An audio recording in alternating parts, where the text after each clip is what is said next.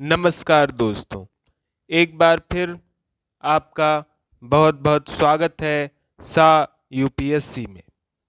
तो आज हम पढ़ेंगे विश्व खुशहाली रिपोर्ट के बारे में।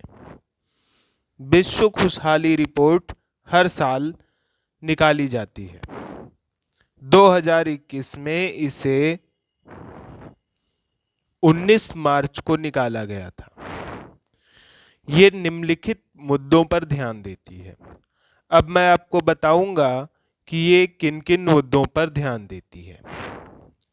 तो आज का लेक्चर बहुत ही इंटरेस्टिंग होने वाला है, तो इसे आप बिल्कुल ध्यान से समझने की कोशिश कीजिए और आप इसका नोट्स बनाते रहिए। तो पहली चीज जिस पर ये फोकस करती है वो है जीडीपी प्रति व्यक्ति या ट्रिपल पी या परचेजिंग पावर पैरिटी। आप लोग इस बात पे कंफ्यूज हो रहे होंगे कि कभी हम जीडीपी प्रति व्यक्ति लिख देते हैं, कभी कभी जीएनपी लिख देते हैं ट्रिपल पी के लिए। तो ट्रिपल पी के लिए लगभग दोनों ही चीज़ें अल्टरनेटिवली रिपोर्ट्स में यूज की जाती हैं। परचेजिंग पावर पैरिटी के लिए दोनों ही चीज़ें यूज की जाती हैं। तो पहली बात जिस पे खुशहाली रिपोर्ट ध्यान देती है वो है जीडीपी प्रति व्यक्ति या ट्रिपल पी। इसके बाद ये तो एक नॉर्मल सी बात हो गई, इसे तो हम ग्रोथ में, डेवलपमेंट में हर जगह ही देखते हैं। इसी के साथ साथ जो दूसरी बात जिस पर ये ध्यान देती है वो है तो दूसरी बात है स्वास्थ्य पर या जन्म पर जीवन प्रत्याशा। तो इसके बारे में भी हम डिस्कस कर चुके हैं। डेवलपमेंट में भी जन्म पर जीवन प्रत्याशा को देखा जाता है, मतलब एक बच्चा जो पैदा हुआ है उसके और कितने वर्ष जीने की संभावना है, इस बात पर ये चीज़ पूरी तरह ध्यान देती है। तो हमने दो बातें आपको बता दी जो कि बिल्कुल पुराने तरीके पर सेम टू सेम है, कोई इसमें ज़्यादा दिक्कत की बात नहीं है। तो अब जो नई चीज़ें आएंगी वो ज़्यादा महत्वपूर्ण होंगी। तो नई चीज़ें बाकी जो इसमें 6 चीज़ों को देखा जाता है, 6 मुद्दों पर ध्यान देती है। तो 2 मुद्दे तो ये हो गए और बाकी जो 4 हम बता रहे हैं वो नए मुद्दे हैं। तो इसके बाद और दूसरा इस बात पर ध्यान देती है कि सामाजिक सहयोग एक दूसरे का कितना है, एक दूसरे का किसी पर सामाजिक सहयोग कितना है, इस पर यह ध्यान देती है। तो बाकी जो 4 चीज़ें हैं उन्हें आप स्क्रीन पर अब देख पा रहे होंगे। तो उसमें पहला है सामाजिक सहयोग, फिर जीवन के निर्णय लेने की आज़ादी कितनी है लोगों के पास, कितनी स्वतंत्रता है। जैसे कि मान लीजिए जीवन के निर्णय लेने की आज़ादी आपके पास तब होती है जब आपके पास सारे ऑप्शन मौजूद हों। अर्थात मान लीजिए कि कोई बच्चा है जो कहीं पर जाना चाहता है घूमने टहलने के लिए, लेकिन उसके पास साधन ही मौजूद नहीं, वहाँ पर रोड ही नहीं बनी हुई है कि लोग जा पाएँ। तो चूंकि रोड ही नहीं है तो आपके पास ये निर्णय लेने की आज़ादी ही नहीं है कि हम यहाँ पर जाएं, या फिर लोगों के पास इतना पैसा ही नहीं है कि वो लोग जा पाएं। तो इन दोनों बातों को देख करके जीवन के निर्णय लेने की आज़ादी को हम बनाते हैं। फिर तीसरा सज्जनता देखी जाती है कि लोगों के अंदर सज्जनता कितनी है वहाँ की। आखिरी चीज जो देखते हैं वो भ्रष्टाचार के प्रति लोगों का क्या नजरिया है, इस चीज को हम देखते हैं। यानी कि सामाजिक सहयोग, जीवन के निर्णय लेने की आज़ादी, सज्जनता और भ्रष्टाचार के प्रति लोगों का नजरिया, ये 4 चीजों को नया हम यहाँ पर देखते हैं। तो इसका कैलकुलेशन कैसे करते हैं इसके बहुत ज़्यादा डिटेल में नहीं जाएंगे। एक चीज़ मैं आपको और इसमें बताना चाहता हूँ कि एक चीज़ पर ध्यान दिया जाता है इसमें। तो जो नई एक बात हो जाएगी आपके लिए, एक और चीज़ जिस पर ध्यान दिया जाता है उसे कहते हैं गैलप वर्ल्ड पोल। इसके आधार पर कुछ रिपोर्ट बनाते हैं। गैलप वर्ल्ड पोल यानी गैलप विश्व चुनाव किया जाता है एक तरीके से, सभी किसी भी देश के लोगों के पास जा करके या कुछ लोगों के पास जा करके उनसे सवाल पूछे जाते हैं और वो उस सवाल का जवाब देते हैं, उसके हिसाब से नंबर दिया जाता है। तो ये सवाल क्या है, गैलप वर्ल्ड पोल के मैं आपको बताता हूँ और मैं ये कहूँगा कि आप लोग भी इसका, ये सवाल मैं आपसे पूछ रहा हूँ, आप ये बताएं कि इसका आप जो है क्या उत्तर देंगे।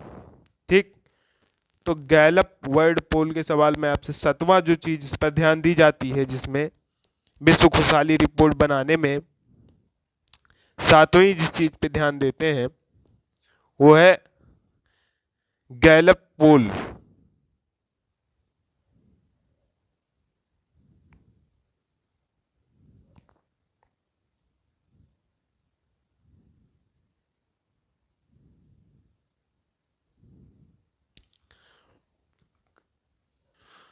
तो इसमें जो है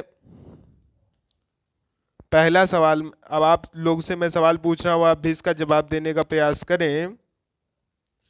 तो पहला सवाल इस बात को लेकर है कि जीवन स्तर आपका क्या है, ये आप बताएं, आपका जीवन स्तर क्या है। ये पहला सवाल है, वो है आपका जीवन स्तर क्या है।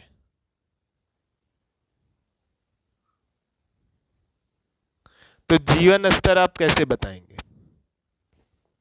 ठीक, जीवन स्तर अभी जो आपका है वो क्या है, इसका आपको जवाब बताना है। मैं चाहता हूं कमेंट बॉक्स में आप जवाब लिख के बताएं कि मान लीजिए आपके नज़रिए में आपकी जो सबसे खराब गिरी से गिरी जो हालत हो सकती है, वो मान लीजिए कि हमारी, मान लीजिए हमने मान लिया कि गिरी से गिरी हालत ये है कि हमारे पास एक भी रुपया ना हो और हम एकदम से जो है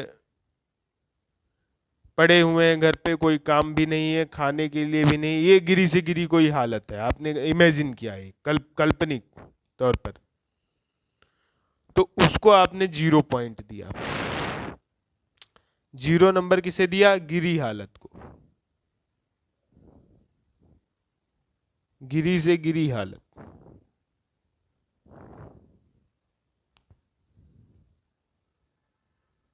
इसको आपने 0 नंबर दिया है, 0 नंबर। दूसरा आपने 10 नंबर दिया है कि जैसा आपका एक एस्पिरेशन है, आपका गोल है कि सबसे अच्छा अगर हमारे जीवन में कुछ हो सकता है, सबसे अच्छी हालत।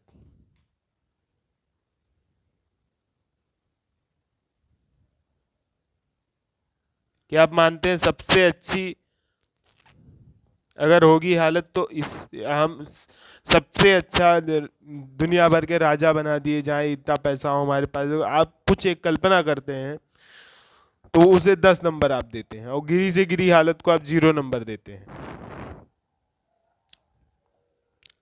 तो आप ये बताएं कि अभी इन 0 से 10 के बीच में आपकी जो वर्तमान हालत है,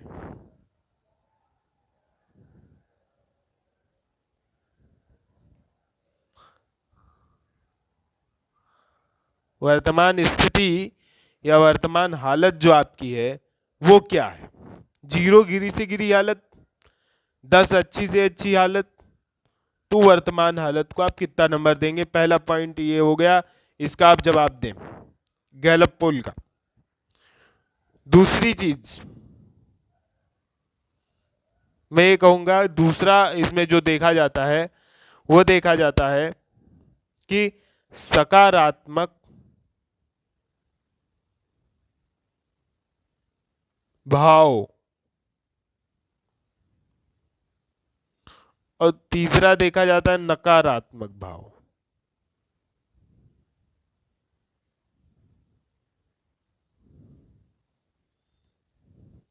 तो सकारात्मक भाव में आपको ये बताना है, इसमें 0 और 1 का कॉन्सेप्ट है। सकारात्मक भाव में आपको ये बताना है कि अगर आज जिस दिन आप ये वोट दे रहे हैं उस दिन या कल, यानी आज के एक दिन पहले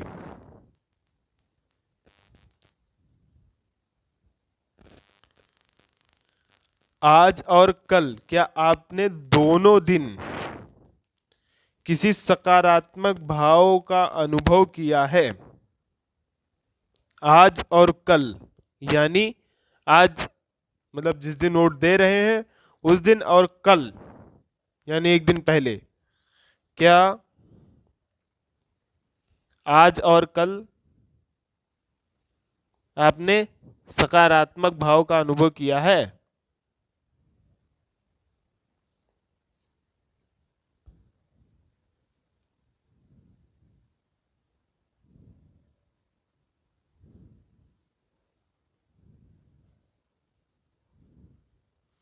ये मैंने आपसे सवाल पूछ लिया। आज और कल क्या आपने दोनों दिन सकारात्मक भाव का यदि अनुभव किया है तो आपका ये पोल हो जाएगा पॉजिटिव कि हाँ। ऐसे ही क्या आज और कल दोनों दिन आपने यदि किसी नकारात्मक भाव का अनुभव किया है, यही चीज कि नकारात्मक भाव का अनुभव किया है, तो उसमें आपका पोल इसमें हाँ हो जाएगा नकारात्मक भाव में। स्क्रीन को मैं थोड़ा ऊपर खिसकाऊंगा। जैसा कि आप देख पा रहे होंगे कि यदि आपने आज किसी सकारात्मक भाव का अनुभव किया है तो आप बताएं, या किसी नकारात्मक भाव का अनुभव किया है आज और कल दोनों दिन, तो आप इसमें हाँ में रिपोर्ट बना सकते हैं। तो इस तरीके से तीनों चीज़ों का आपने वोट किया होगा। इन तीनों चीज़ का भी कंट्रीब्यूट करके और ऊपर के 6 चीज़ों को जोड़ करके विश्व खुशहाली रिपोर्ट बनाई जाती है। तो जो 2021 की खुशहाली रिपोर्ट थी उसके बारे में अब हम लोग चर्चा करेंगे, 2021 की खुशहाली रिपोर्ट के बारे में। जैसा कि आप जानते हैं कोविड भी बीता है, तो इसमें कुछ, चूंकि कोविड बीता है तो कुछ जो है कोविड से रिलेटेड भी बातें रहेंगी।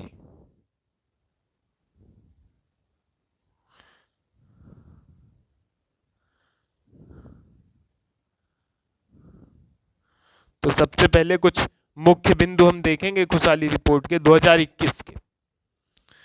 तो सबसे पहला मुख्य बिंदु मैं ये आपको बताना चाहता हूं कि इसमें जो टॉप पर जो कंट्रीज थे, शीर्ष पर जो देश रहे हैं, शीर्ष देश,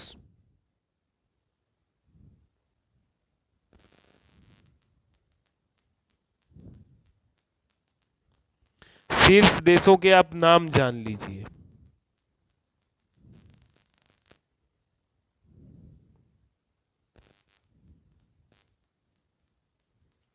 तो शीर्ष देशों के नाम याद करने की ट्रिक है, क्योंकि 4 देश हैं वो हमेशा टॉप पर ही रहते हैं,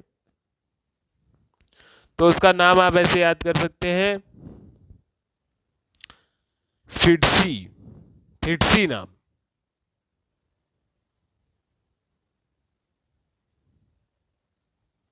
तो उसमें क्या है, शीर्ष देश पे जो है पहला है फिनलैंड।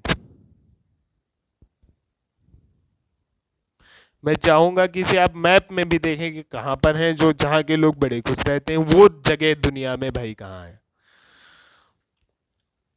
दूसरा है इसमें डेनमार्क।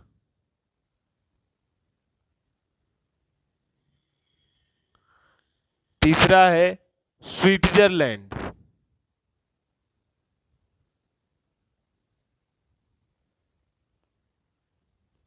और तीसरा है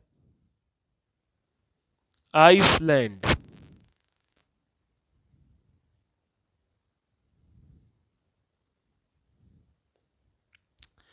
तो जब आप इनको मैप में देखेंगे तो आप ये पाएंगे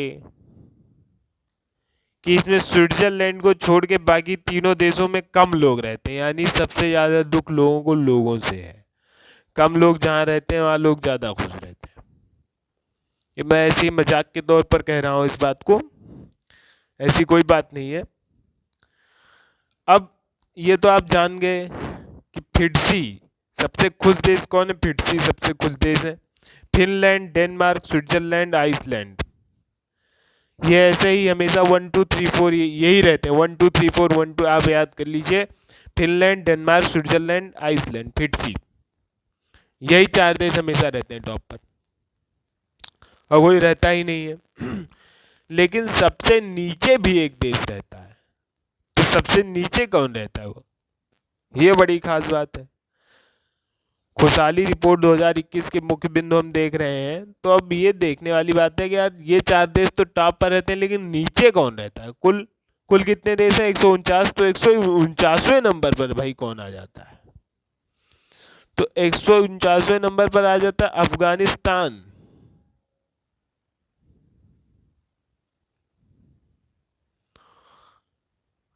अफगानिस्तान में तो जैसा कि आप देख ही रहेंगे, देख ही रहे होंगे, मुस्लिमों का ज़्यादातर वहाँ पर मुस्लिम कंट्री है, तो कुछ ना कुछ ऐसे कारण हैं, कुछ ना कुछ हो जाते हैं वहाँ पर कि अफगानिस्तान हमेशा सबसे नीचे से जो है टॉप पर रहता है।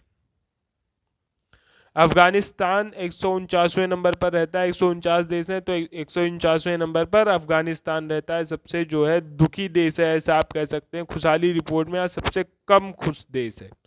एक पॉजिटिव नज़रिया रखेंगे, हम इसे दुखी देश नहीं कहेंगे, बल्कि हम ये कहेंगे कि सबसे कम खुश देश अगर कोई है तो वो अफगानिस्तान है, क्योंकि व्यक्ति को अपना नज़रिया हमेशा पॉजिटिव रखना चाहिए। तो हम भी यहाँ पर पॉजिटिव नज़रिया का परिचय देते हुए ये कहेंगे सबसे कम खुश देश कौन सा है, अफगानिस्तान है, और फिटसी जो है सबसे ज़्यादा खुश देश है।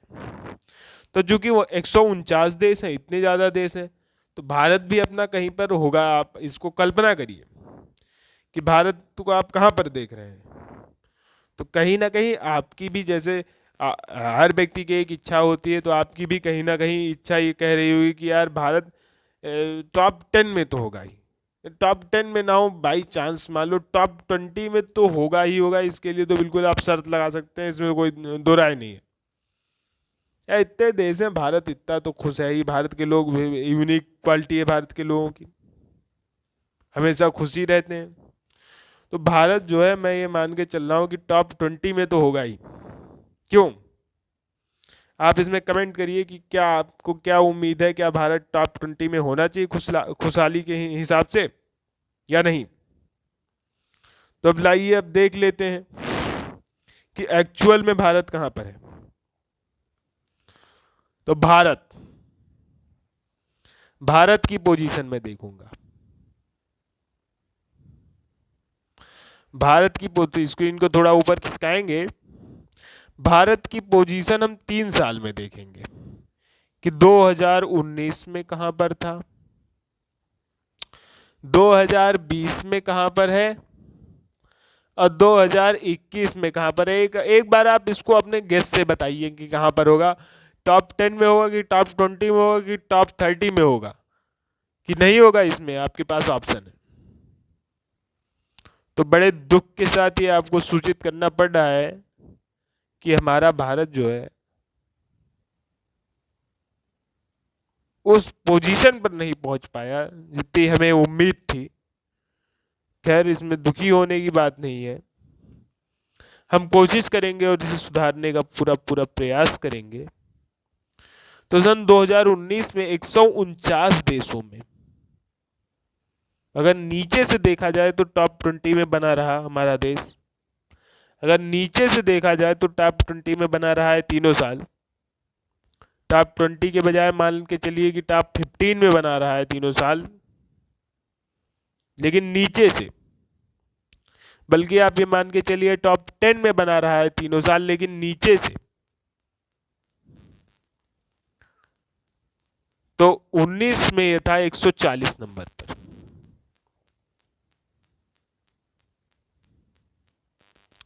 एक 140 नंबर पर 19 में था। 2020 में ये 144 नंबर पर था,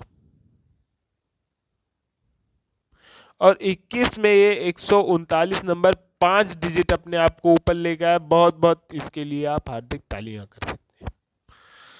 बहुत ही काबिल तारीफ काम किया है। सन 2021 में 139 नंबर पर आ गया, सीधा 144 से सीधा 5 डिजिट का छलांग लगा दिया एकदम भारत ने। भारत के लोगों के खुशहाली में वृद्धि हो गई 2021 में। तो अब आगे और ध्यान देंगे हम कि और क्या क्या मुख्य बिंदु थे खुशहाली रिपोर्ट 2021 के। तो देखिए, खुशहाली रिपोर्ट 2021 की हम देख रहे हैं, भारत हमारा जो है लगातार 3 वर्षों में टॉप 10 पर रहा है, लेकिन इसको हमें सुधारने का प्रयास करना चाहिए, क्योंकि नीचे से टॉप पर आना ये अच्छी बात नहीं। तो इसके साथ साथ और भी जो चीजें हैं, क्या इसमें पूरा का पूरा दोष हमें सरकार को देना चाहिए, या इसमें नागरिकों की भी कोई गलती माननी चाहिए? इस बारे में हम डिस्कस करेंगे। तो जल्दी से आ जाइए, आगे की बात को डिस्कस करते हैं कि क्या क्या इस रिपोर्ट के मुख्य बिंदु और रहे हैं। तो इसमें एक बात पर डिस्कस किया गया है कि विश्वास।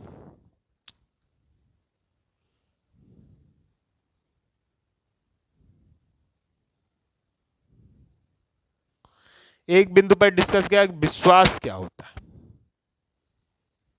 तो इन्होंने ये बताया कि विश्वास ये है, विश्वास वो सुनहरी चाबी है जो आपके खुशहाली का फाटक खोल देती है। तो इन्होंने ये बताया इस रिपोर्ट को देख करके कि विश्वास में इंक्रीज, विश्वास बढ़ने से क्या होता है, खुशहाली में वृद्धि होती है। खुशहाली में वृद्धि होती है यदि आप पर लोगों का विश्वास बढ़ेगा या आप लोगों पर विश्वास कर पाएंगे। मतलब आप आज जैसे 4 लोगों पर विश्वास कर पा रहे हैं, कल आप 5 पर करने लगे, तो आपके जीवन में खुशहाली बढ़ेगी। दूसरी बात कि यदि आप पर आज 4 लोग विश्वास करते हैं, कल 5 लोग करने लगे, तो भी आपके जीवन में खुशहाली बढ़ेगी। विश्वास के बढ़ने से खुशहाली बढ़ती है। एक ये रिपोर्ट में ये बात निकल कर सामने आई। दूसरा हम डिस्कस करेंगे कि सामाजिक पूंजी एक होती है। सामाजिक पूंजी का मतलब समाज एक पूंजी है। इस बात को आप बहुत ही ध्यान दीजिए। पूंजी तो आप जो है आज तक किसको समझते थे, रुपए पैसे को, लेकिन समाज भी एक पूंजी है। सामाजिक पूंजी और राजनीतिक व्यवस्था, यदि आपकी सामाजिक जो पूंजी है उसकी क्वालिटी अच्छी, यानी आपके देश में जो लोग हैं उनकी क्वालिटी अच्छी, मतलब सामाजिक पूंजी जो आपकी है वो हाई लेवल की है, अच्छे लोग हैं आपके राष्ट्र में। और दूसरी चीज, राजनीतिक व्यवस्था ऐसी है कि लोगों को अपने सरकार में विश्वास है, यानी सामाजिक पूंजी अच्छी है, राजनीतिक व्यवस्था ऐसी है कि जिसमें सरकार में लोगों को विश्वास है। राजनीतिक व्यवस्था को हम ऐसे करेंगे कि लोग विश्वास करते हैं किसमें,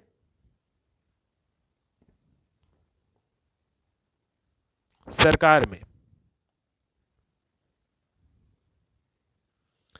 लोग इस बात को अच्छे से समझते हैं कि ऐसा नहीं होगा कि अगर सरकार के पास पैसा कम पड़ने लगे तो हमको नौकरी से निकाल दे। ऐसा नहीं करेगी सरकार, यानी सरकार में पूरा पूरा विश्वास है लोगों को, और सामाजिक पूंजी अच्छी है, लोग अच्छे हैं देश के। तो इससे क्या होगा, इससे किसी भी लक्ष्य को हासिल करने में आसानी होगी। हर लक्ष्य को हासिल करने में क्या होगी, आसानी होगी। सरकार में विश्वास है, सरकार ने कोई लक्ष्य हासिल करने के लिए नियम निकाला कि भाई हमें फला काम करना है, तो लोगों को सरकार में विश्वास है तो लोग सरकार के लिए काम करेंगे। दूसरी बात ये होगी कि सामाजिक पूंजी अच्छी है तो लोग कामचोरी नहीं करेंगे। तो इससे क्या होगा, इससे हमारा काम, कोई भी लक्ष्य आसानी से पूरा होगा।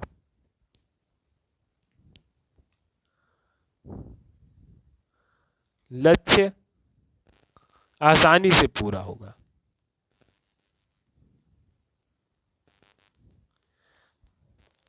इसे ऐसा पाया गया कि कोविड-19 के केस में जो लोग अपनी सरकार पर विश्वास कर पाए कि सरकार हमारी भरोसेमंद है, और जहां के लोग अच्छे थे, ऐसा पाया गया कि कोविड-19 के पहले और बाद में खुशहाली पैदा करने में वो देश ज़्यादा सफल रहे। और दूसरी चीज़ ये भी पाया गया कि कोविड-19 में मृत्यु दर काफ़ी कम हुई। अगर ये दोनों चीज़ थी, अच्छे लोग थे वहाँ के और राजनीति पर लोगों में विश्वास था। मैं इसके लिए आपको दो उदाहरण दूंगा। जैसे कि अमेरिका में लोगों को सरकार पर बहुत ही कम विश्वास है। बहुत कम विश्वास होने की वजह से वहाँ पर दंगा भड़क गया। लोगों ने सरकार की गाइडलाइन को बिल्कुल फॉलो नहीं किया, वहाँ पर लोगों की मृत्यु ज़्यादा हुई। उसी जगह सामाजिक पूंजी की भी वहाँ पर तारीफ नहीं की जा सकती। वहाँ के जो लोग थे उन्होंने ऐसा काम नहीं किया कि जिससे ये तारीफ की जाए कि लोगों ने जो है वहाँ की सामाजिक पूंजी अच्छी है। और इसीलिए कोरोना के पहले भी वहाँ पर दंगे हुए, बाद में भी दंगे हुए, और हम देखेंगे कोरोना के दौरान भी दंगे हुए, लॉकडाउन के दौरान भी दंगे हुए, और वहाँ पर मृत्यु दर भी ज़्यादा हुई। लोग खुश नहीं रहे। इसके बाद अब हम एक दूसरे पॉइंट पर और डिस्कस करेंगे कि अगर आज्ञाकारी प्रजा है और स्वतंत्रता, यहाँ पर प्रजा शब्द नहीं यूज करेंगे, आज्ञाकारी जनता है। देखिए,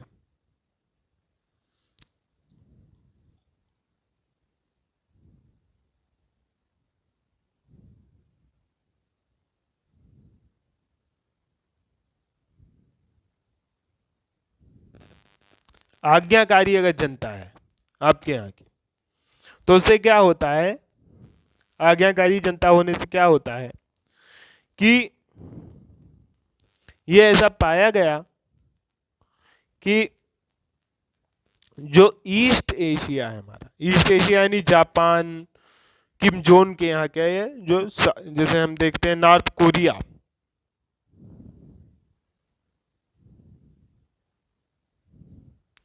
इन सब जगहों पर डर के वजह से भी, लेकिन वहाँ के लोग सारी बातों को मान रहे हैं। अगर एक डिक्टेटरशिप जैसा व्यवस्था है, लेकिन लोग सारी बातों को मान रहे हैं, वहाँ की जो है सामाजिक पूंजी ऐसी है जो हर बात को मान रही है, तो हमने ये पाया कि इससे काफ़ी हद तक हम मृत्यु दर को कम कर पाए, मृत्यु दर को हम वहाँ के कम कर पाए।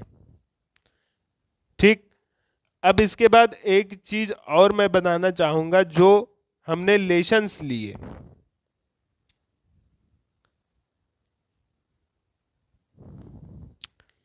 एशिया पैसिफिक कंट्रीज से। देखिए,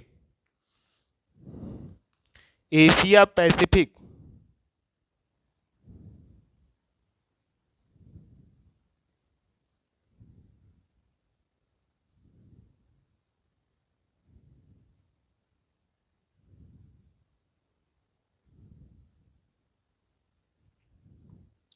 इसे खास नोट किया गया खुशहाली रिपोर्ट 2021 में कि एशिया पैसिफिक देश कौन है? एशिया पैसिफिक देश जापान। जापान में क्या हमने देखा भाई, जापान में बहुत ही खास बात निकल के आ रही है कि जापान के लोगों के अंदर क्या है कि मॉर्टेलिटी रेट बहुत कम हुई, मृत्यु दर बहुत कम रही। जापान में मृत्यु दर बहुत कम रही, बहुत कम रही, अपेक्षाकृत किसके? यूरोपीय देशों के।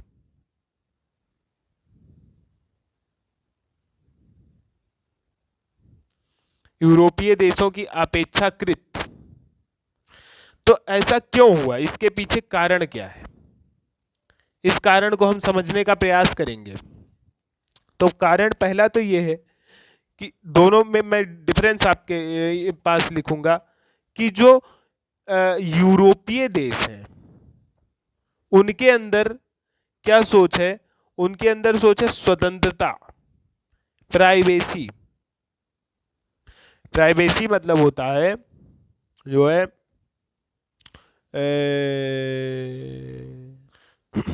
तो जैसा कि आप देख पा रहे हो क्या है, स्वार्थ है यहाँ के लोगों के अंदर, अपने स्वार्थ के बारे में सोचते हैं। स्वतंत्रता के बारे में ये बात करेंगे, ये प्राइवेसी के बारे में बात करेंगे। प्राइवेसी का मतलब कि निजता,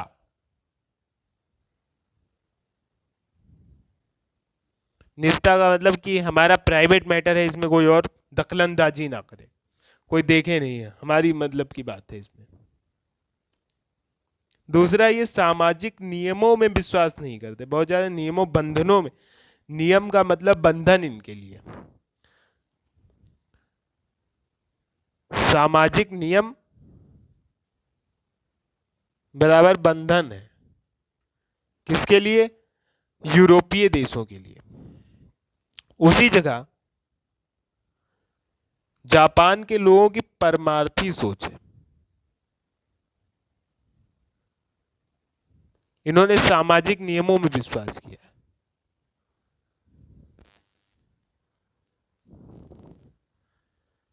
और ये समाज के बारे में सोचते हैं। ये आप देख लीजिए डिफरेंस। इसलिए क्या हुआ, यहां पर जो एनपीआईज है, एनपीआई का मतलब होता है नॉन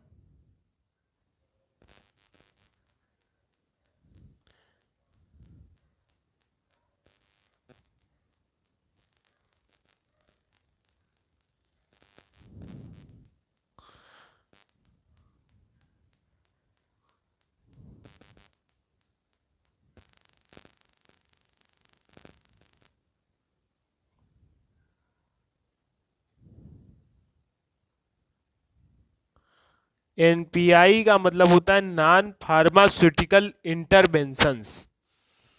कोविड 19 में आपने देखा होगा कि दवाई के अलावा कुछ चीज़ों पर जोर दिया गया था कि 2 गज दूरी, मास्क जरूरी, सैनिटाइजर का लगातार उपयोग करें, साफ सफाई बनाकर रखें, इन सारी चीज़ों पर जो बात कही गई थी, इन सारी चीज़ों को जापान वालों ने फॉलो किया। क्यों फॉलो किया? ताकि ये सबके बारे में सोचते हैं। उन्होंने देखा कि भाई यहाँ पर लोग मर रहे हैं, तो उन्होंने ये नहीं कि अरे यार हमारी इसमें तो स्वतंत्रता जा रही है, अरे हमारा ये काम नहीं हो पाएगा। ये क्या है? आपका स्वार्थ है, आपकी स्वतंत्रता उसमें जाने लगेगी, प्राइवेसी खराब हो रही है, निजता के लिए लोग बात करते हैं। जैसा कि आज का समाज जो भी पाश्चात्य संस्कृति से प्रभावित है, आप उसमें देख पाएंगे इस चीज़ को कि लोग ये काम करते हैं। लोग ये कहेंगे कि अरे यार हमारा काम है, इसमें आप क्यों दखलंदाजी कर रहे हैं, आपको क्या मतलब? चाहे उस चीज़ से किसी दूसरे व्यक्ति को कितना भी क्या ही नुकसान हो रहा है, लोग इस चीज़ पर ध्यान नहीं देते। तो सामाजिक नियमों को आज के लोग बंधन समझने लगे हैं। हमारे भी देश में इस चीज़ को ऐसा देखा गया है कि ऐसी चीज़ें बढ़ रही हैं, सामाजिक नियमों को आप बंधन समझ रहे हैं। लोग परमार्थ की तरफ नहीं जा रहे हैं, स्वार्थ की तरफ, अपना अपना स्वार्थ सिद्ध करते हैं। तो ये चीज़ अच्छी नहीं है।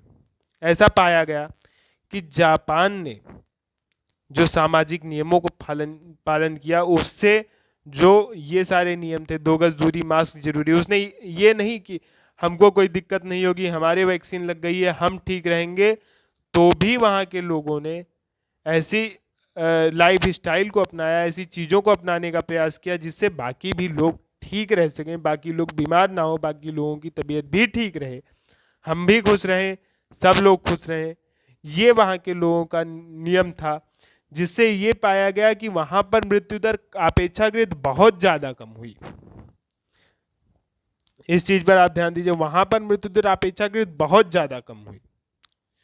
तो ये एक चीज़ देखने वाली है जो हमें सीखना है। जापान और यूरोपीय देशों में जो अंतर है, इस चीज़ को हमको सीखना है और हमें समझना है कि हमें जापान को फॉलो करना है या यूरोपीय देशों को फॉलो करना है। फिर दूसरी चीज़ मैं ये कहूँगा, मानसिक स्वास्थ्य एक होता है।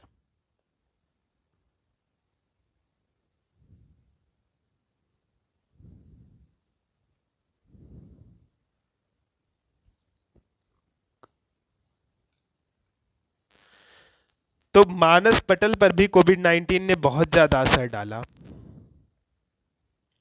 मतलब मानसिक स्तर पर भी बहुत ज़्यादा असर डाला।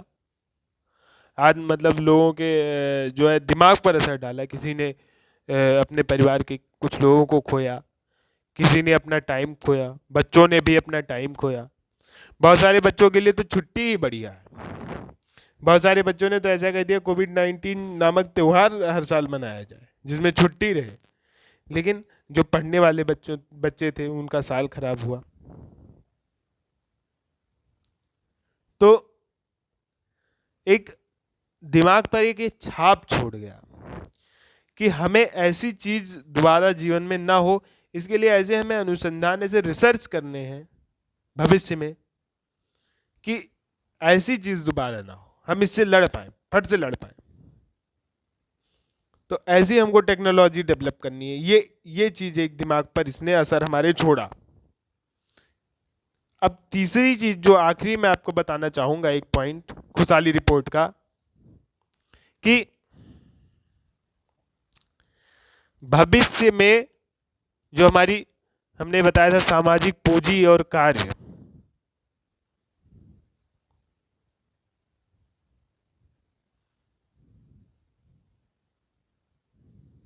भविष्य सामाजिक पूंजी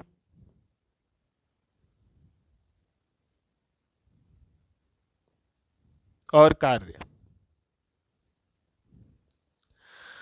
आपने ऐसा देखा कि WFH वर्क फ्रॉम होम का सिस्टम यहां पर बहुत चला। कोविड-19 के दौरान लोग घर से काम करने में बहुत ज़्यादा वो हो गए, लोगों ने बहुत सारा काम घर से किया। तो इसका जो एक चीज बन गई, घर से काम करने की जो एक आदत बन गई, तो इसकी जो एक आदत बन गई, ये अब महामारी जाने के काफी दिनों बाद ये आदत टूटेगी। इस महामारी कोविड-19 के खत्म होने के काफी दिनों बाद घर से काम करने की लोगों की आदत छूट पाएगी या पूरी तरीके से बदल पाएगी। तो इससे एक चीज होगा कि कार्य पर ज्यादा लोगों का कंट्रोल आया, ज्यादा नियंत्रण आया, कि अब हम भाई घर भी बैठे हुए अपने काम पर फोकस कर सकते हैं, अपने काम पर कंट्रोल कर सकते हैं। एक टीचर है तो घर बैठे हुए भी वो बच्चों को पढ़ा सकता है। उसने ये सीखा घर बैठे हुए भी कैसे लोग मार्केटिंग कर सकते हैं, मार्केट से सामान ले सकते हैं, कैसे क्या चीज़ें कर सकते हैं। ये चीज़ जो है हमने ये सीखा। लेकिन एक इसके साथ साथ नुकसान हुआ कि कार्यस्थल पर लोगों के जो काम करने का परिवेश था वो हमने खो दिया। कार्यस्थल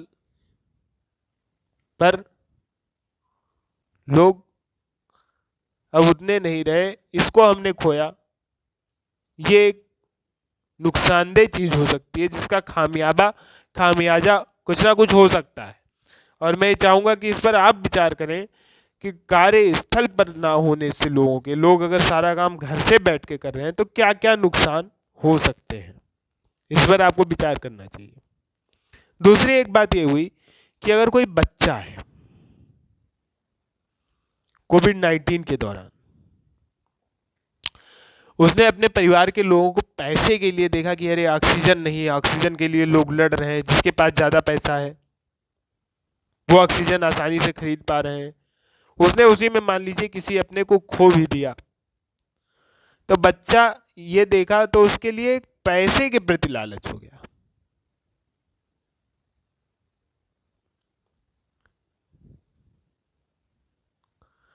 ऐसा पाया गया है कि बचपन में या कम उम्र में जो बच्चे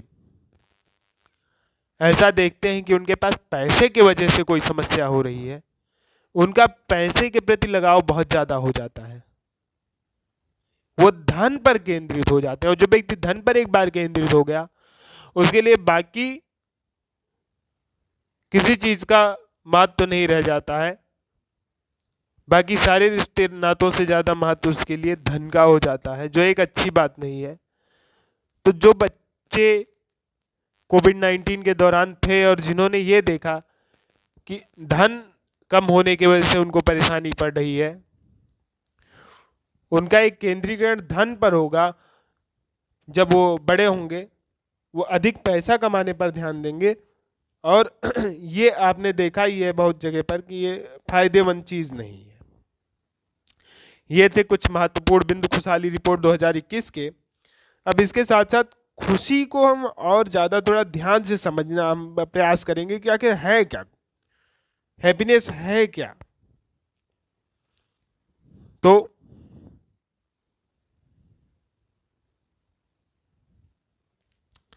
खुशहाली के दो मतलब हो सकते हैं। एक भाव के रूप में इसको हम देख सकते हैं, भाव के रूप में अर्थात ऐसा आप मान लीजिए कि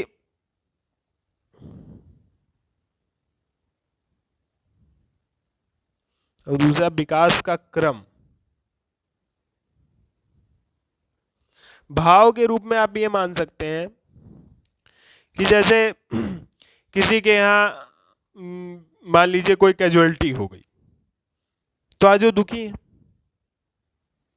तो अमीर आदमी होगा उसके यहाँ भी सीधी सी बात है कैजुअलिटीज होंगी, वो दुखी होंगे।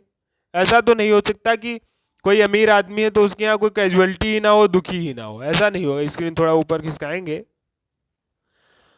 कैजुअलिटी होंगी, वो लोग भी दुखी होंगे, अमीर हैं तब भी दुखी होंगे, एक स्वाभाविक सी बात है। तो भाव की वजह से कोई खुश है या कोई दुखी है, तो इसको हम अगर इकोनॉमिक्स में रिलेट करेंगे तो बात ठीक नहीं पड़ेगी, क्योंकि भाव तो आदमी के हर क्षण बदलते रहते हैं।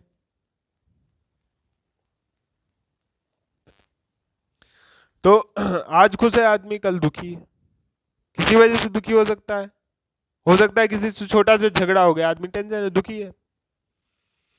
तो इन चीजों को हम ध्यान नहीं देंगे। ये इकोनॉमिक्स के पर्पज की चीज नहीं है, हमारे अर्थशास्त्र के लिए गलत है। अगर खुशहाली का मतलब हम भाव समझेंगे तो अर्थशास्त्र की भाषा में फिर वो बात नहीं रह जाएगी, ये तो गलत चीज हो जाएगी। अर्थशास्त्र का मतलब है विकास के क्रम में जो खुशहाली हो, अर्थात कि जो है कोई व्यक्ति अगर मान लीजिए है जीवन में कुछ काम कर रहा है, तो वो अभी प्रेजेंट टाइम में जिस स्टेज पर है, मान लीजिए कि जो व्यक्ति है वो अभी जीवन में एक स्टेज पर है, उसके पास कुछ रुपया है, कुछ प्रॉपर्टी है, कहीं कहीं रह रहा है, कुछ एक उसका लेबल है, तो क्या वो उस स्तर से अपने सेटिस्फाइड है?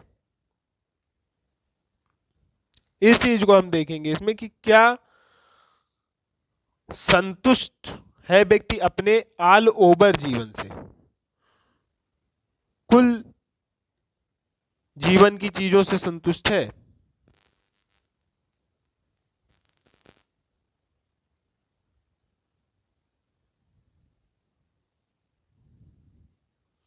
इस चीज पर हम ध्यान देंगे कि कुल जीवन की चीजों से वो व्यक्ति संतुष्ट है या नहीं। तो एक बात ये हो गई। तो मेन जो हमको ध्यान देना है वो हमको इसी चीज पर ध्यान देना है, जीवन में जो विकास का क्रम है उसमें ऊपर जा रहा है, मतलब और बढ़िया हो रहा है और अच्छा हो रहा हो जीवन।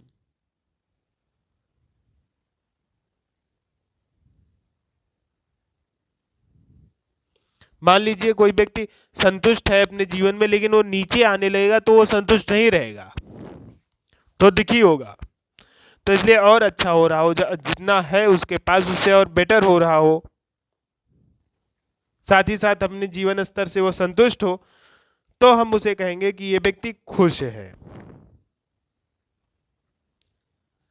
तो इसी के साथ साथ अब हम खुशहाली को एक बार और फिर से ढंग से देखेंगे कि क्या हुआ, खुशहाली को फिर से ढंग से जब हमारे पूरे दुनिया भर के लोगों ने 2011 में ये पाया कि यार डेवलपमेंट के बावजूद अमेरिका के लोग तो खुश नहीं हैं, तो 2011 में क्या हुआ था, एक बैठक बुलाई गई।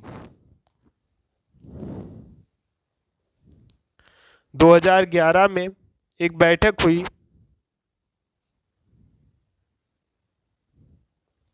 बैठक में हेड थे भूटान के प्राइम मिनिस्टर।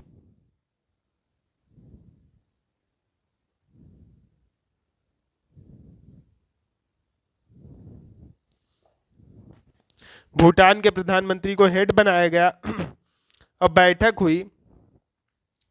बैठक किसने बुलाई? यूनाइटेड नेशंस ने। और उसमें इन्होंने बताया कि यार खुशहाली मेजर करनी चाहिए। हेड के द्वारा बैठक हुई, यूएन ने बैठक कराई थी, जिसमें इन्होंने ये कहा कि खुशहाली का मापन होगा। अब ये एक सवाल है कि भूटान के यार प्राइम मिनिस्टर क्यों हेड थे, तो इसका आप जवाब बताइए कि अगर भूटान के प्राइम मिनिस्टर में ऐसी क्या खास बात है, इनको हेड बनाने की क्या जरूरत। तो इसका आप जवाब, आपने जो पहले का सिलेबस पढ़ा है उसी में जवाब है, तो मैं चाहूंगा कि इसका आप जवाब बताएं। दूसरी बात कि यूएन, भूटान के प्राइम मिनिस्टर को हेड बनाया यूएन ने, और खुशहाली मेजर करने के लिए बात कही गई। और उसके अगले साल यानी 2014 से खुशहाली रिपोर्ट मेजर होने लगी। तो अब हमें 2014 का 2012 से ही खुशहाली रिपोर्ट मेजर होने लगी। 2011 में बैठक हुई, 2012 से खुशहाली रिपोर्ट मेजर होने लगी। तो 2012 की खुशहाली रिपोर्ट के कुछ मुख्य बिंदु हम देखेंगे। तो जब आप 2012 की खुशहाली रिपोर्ट के कुछ मुख्य बिंदु देखेंगे तो कुछ चौंका देने वाले पहलू आपके सामने आएंगे, चौंका देने वाले बिल्कुल पहलू। तो पहली बात जो देखी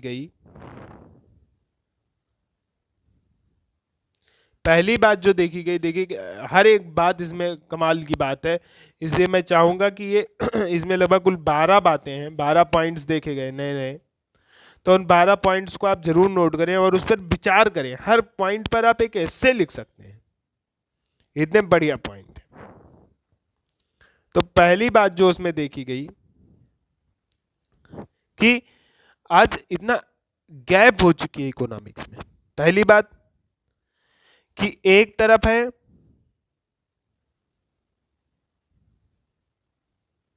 ऐसे लोग हैं, कैसे लोग, जिनके पास नई टेक्नोलॉजी है,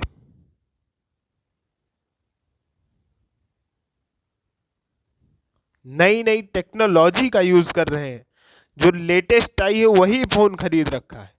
इसका मतलब टेक्नोलॉजी का यूज करने का मतलब मैं ये कहना चाह रहा हूं कि इतने अमीर लोग हैं, इतने धनी हैं कि नई से नई जो टेक्नोलॉजी आई है उसका उपयोग कर रहे हैं।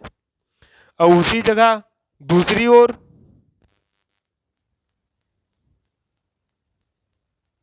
ऐसे देश हैं जहां लोगों के पास खाने के लिए खाना नहीं है।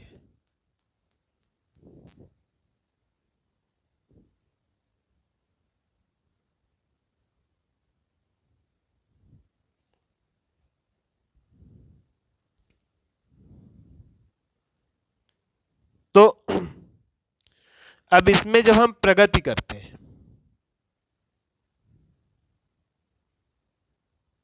विकास जब बढ़ता है हमारा, तो क्या होता है, पर्यावरण प्रदूषित होता है।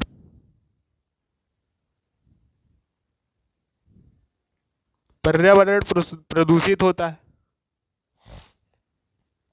साथ ही साथ विकास बढ़ने के साथ साथ नई टेक्नोलॉजी तो यूज कर रहे हैं, खाने के लिए भी बहुत भरपूर चीजें हैं, लेकिन क्या पाते हैं हम कि मोटापा। एक तरफ आप, यही कहावत है कि खुशी की चादर क्यों सदा मौला छोटी बनाता है, किनारा कोई भी पकड़ो तो दूजा छूट जाता है। आप एक तरफ से गरीबी भगाने की कोशिश करें, दूसरी तरफ आपके पास इतना खाना हो गया कि मोटापा मोटापा आ गया, धूम्रपान करने लगे लोग,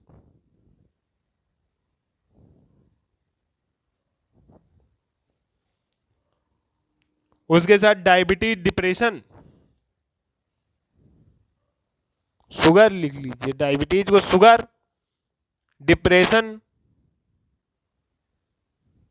ये सब आ गया। बहुत सारे लोग इन्हें राजरोग बताते हैं। तो ये सारी चीजें आ रही हैं, प्रगति किया, पर्यावरण आपका घट गया, ये सारी समस्याएं आपके सामने आ गई। खुश नहीं हो पाए आप नई टेक्नोलॉजी से। एक तरफ आपके पास नई टेक्नोलॉजी है तो दूसरी तरफ खाने के लिए लोग ऐसे भी हैं जिनके पास खाना नहीं है। ये एक सवाल है, इसको सोचने वाली बात है, ये इस पर आप विचार कीजिए। ऐसे ही दूसरी बात क्या है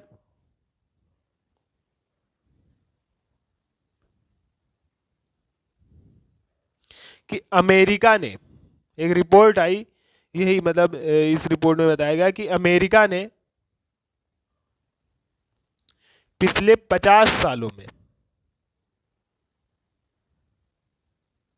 50 सालों में अमेरिका ने क्या किया है कि एचडीआई और जीडीपी में बहुत तरक्की की है, बहुत ऊपर उठा है। लेकिन खुशहाली को अगर देखा जाए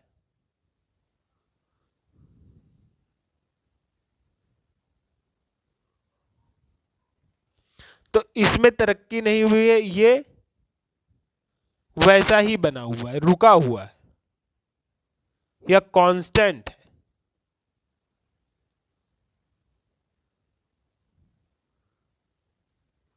जितनी खुशहाली 50 साल पहले थी उतनी ही है, उसमें बढ़ोतरी नहीं हुई है, रुका है, बढ़ा नहीं है।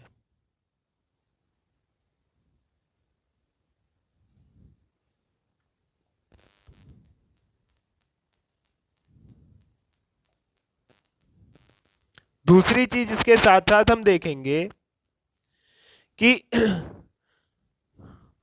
लोगों का विश्वास,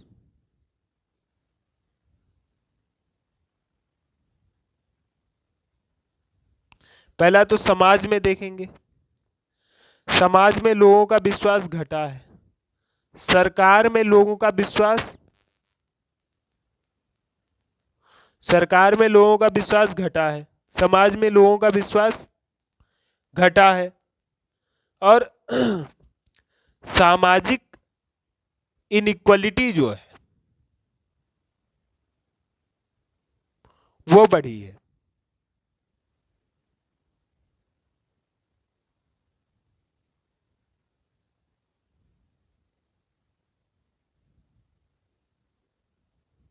सामाजिक विषमता बढ़ी है, मतलब कोई बहुत अमीर हो गया, कोई बहुत गरीब हो गया है। इन सारे टर्म्स को आप नोट कर लीजिए अगर आपको इसकी मीनिंग नहीं आती है तो, कि सामाजिक विषमता का मतलब कोई बहुत अमीर हो गया, कोई बहुत गरीब हो गया, सामाजिक विषमता बढ़ गई। ऐसे ही चिंता लोगों की बढ़ी है। तो कैसे होता है, लोगों का विश्वास समाज में कैसे घट गया? लोगों का विश्वास ऐसे घटता है कि पहले लोगों का धीरे धीरे अपने रिश्तेदारी में विश्वास घट गया, रिश्तेदारी नातेदारी मतलब एक परिवार में विश्वास, गांव में विश्वास घट गया, फिर धीरे शहर में विश्वास घट गया, फिर सभी लोगों में ही विश्वास घट गया कि कोई हमारा भला नहीं सोचने वाला है, ऐसा लोग मानने लगे।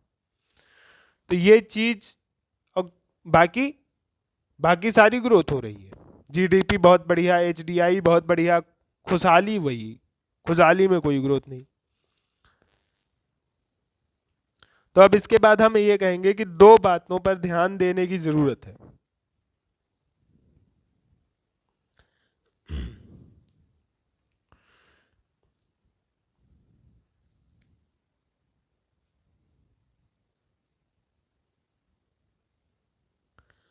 जो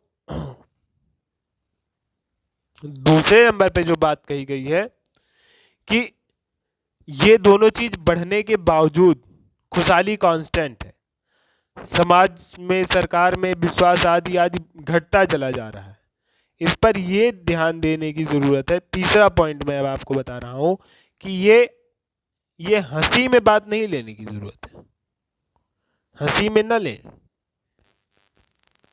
इस पर ध्यान दें, क्योंकि अगर इस पर आप ध्यान नहीं देंगे तो इसके नतीजे बहुत ही डेंजरस नतीजे होंगे, बहुत ही नुकसानदेह नतीजे होंगे। कि हो सकता है कि कल को आपके लिए पीने के लिए साफ पानी ना हो, उपजाऊ जमीन ना हो, लोगों का एक दूसरे में विश्वास ना हो, पर्यावरण पूरी तरह बर्बाद हो जाए, लोग एक दूसरे के बिल्कुल जान के दुश्मन बन जाएं। तो यदि आप ऐसा नहीं चाहते हैं तो इसके लिए क्या जरूरी है? सस्टेनेबल डेवलपमेंट करने की जरूरत है। इस पर इन्होंने तीसरे में पॉइंट में ध्यान दिया कि सस्टेनेबल डेवलपमेंट की जरूरत है।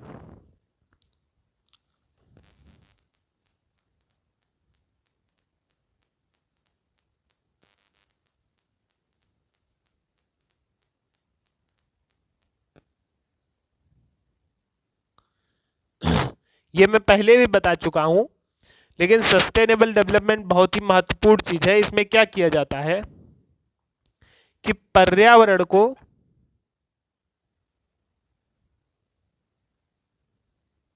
समाज को आदि को क्षति पहुंचाए बिना विकास करते हैं।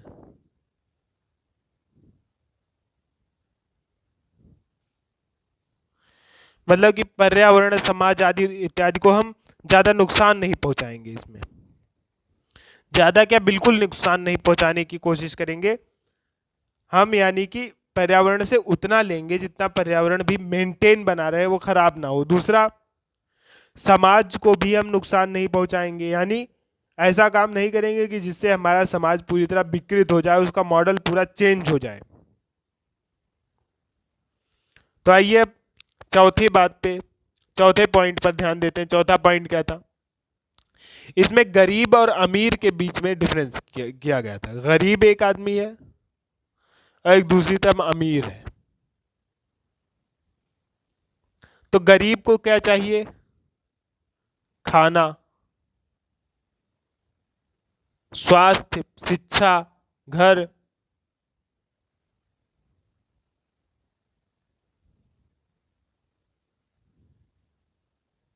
घर, साफ पानी, नौकरी कोई,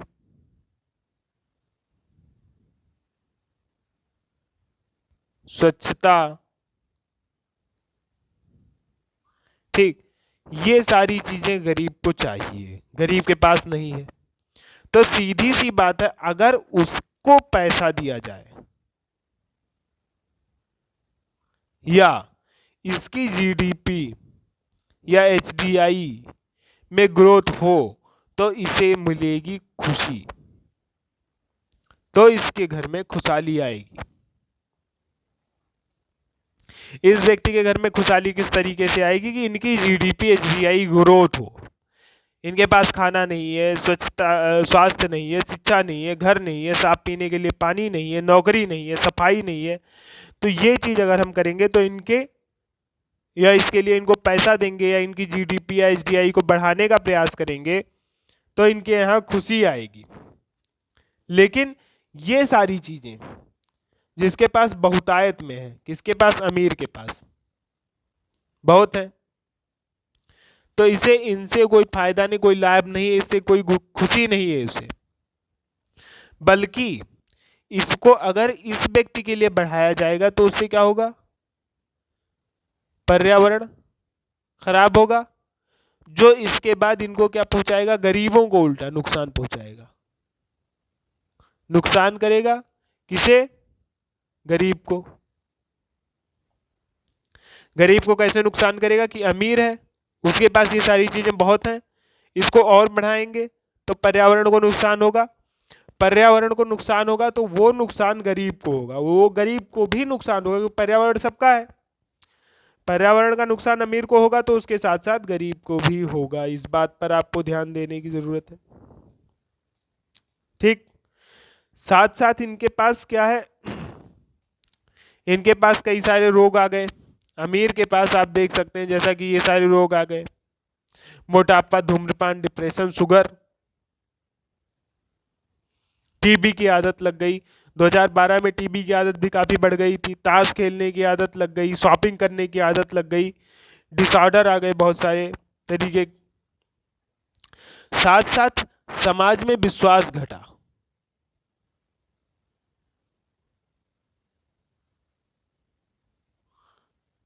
अमीर होने के साथ समाज में विश्वास घट गया, कम्युनिटी घटी, आपका मतलब समुदाय घट गया, समुदाय में भी घटोतरी हुई। समुदाय में घटोतरी का मतलब क्या है कि पहले आप अमीर नहीं थे तो 10 लोग में उठते बैठते थे, आज अमीर हो गए आप 2 ही लोगों में उठ बैठ रहे हैं। तो एक कम्युनिटी की कमी हुई जिससे आपके पास खुशी की कमी हो जाएगी। ठीक, दूसरी बात, गरीब को इन सारी चीजों से मिलने से खुशी तो मिलेगी, लेकिन एक और चीज जो देखी गई कि अमेरिका में, अब 5वां पॉइंट मैं आपको बताने जा रहा हूं। अमेरिका में क्या हुआ, लोग वहां के गरीब थे। क्योंकि हमने 50 साल की अभी जिक्र किया है कि अमेरिका की 50 सालों में तरक्की की बात की है, तो 50 साल पहले वहां के लोग भी गरीब थे। तो क्या पाया गया कि वहां के लोग जब अमीर हुए तो हमारे इस आंकड़े के हिसाब से वहां के लोगों को खुश होना चाहिए, क्योंकि गरीब के पास ये सारी चीजें नहीं है। उसको पैसा देंगे, जीडीपी बढ़ेगी, एचडीआई बढ़ेगी तो उसे खुशी होगी। स्क्रीन को थोड़ा ऊपर उठा देते हैं। तो आप ये जानते हैं कि वहां पर ये सारी चीजें करेंगे तो जीडीपी बढ़ाएंगे, जैसा कि अमेरिका में 50 साल पहले लोग गरीब थे, वहां की जीडीपी बढ़ाएंगे तो खुशहाली आनी चाहिए। लेकिन हमने देखा खुशहाली कांस्टेंट है, तो ऐसा क्यों है? यूएसए में खुशहाली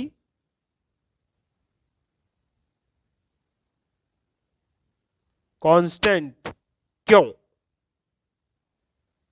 एक सवाल खड़ा हो गया। तो इसके पीछे ये बात है कि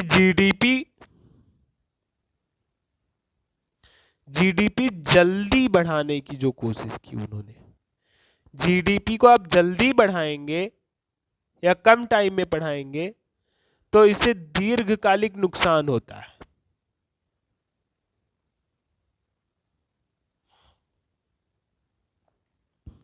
किसे नुकसान होता है? पर्यावरण को। पर्यावरण को दीर्घकालिक नुकसान किससे होगा? जब आप जीडीपी जल्दी से बढ़ाएंगे। तो इन्होंने बढ़ाया, दीर्घकालिक नुकसान हुआ। ठीक, दूसरी बात पर मैं डिस्कस करूंगा कि यहां के लोग अमीर तो हुए, लेकिन एक आदमी है, मान लीजिए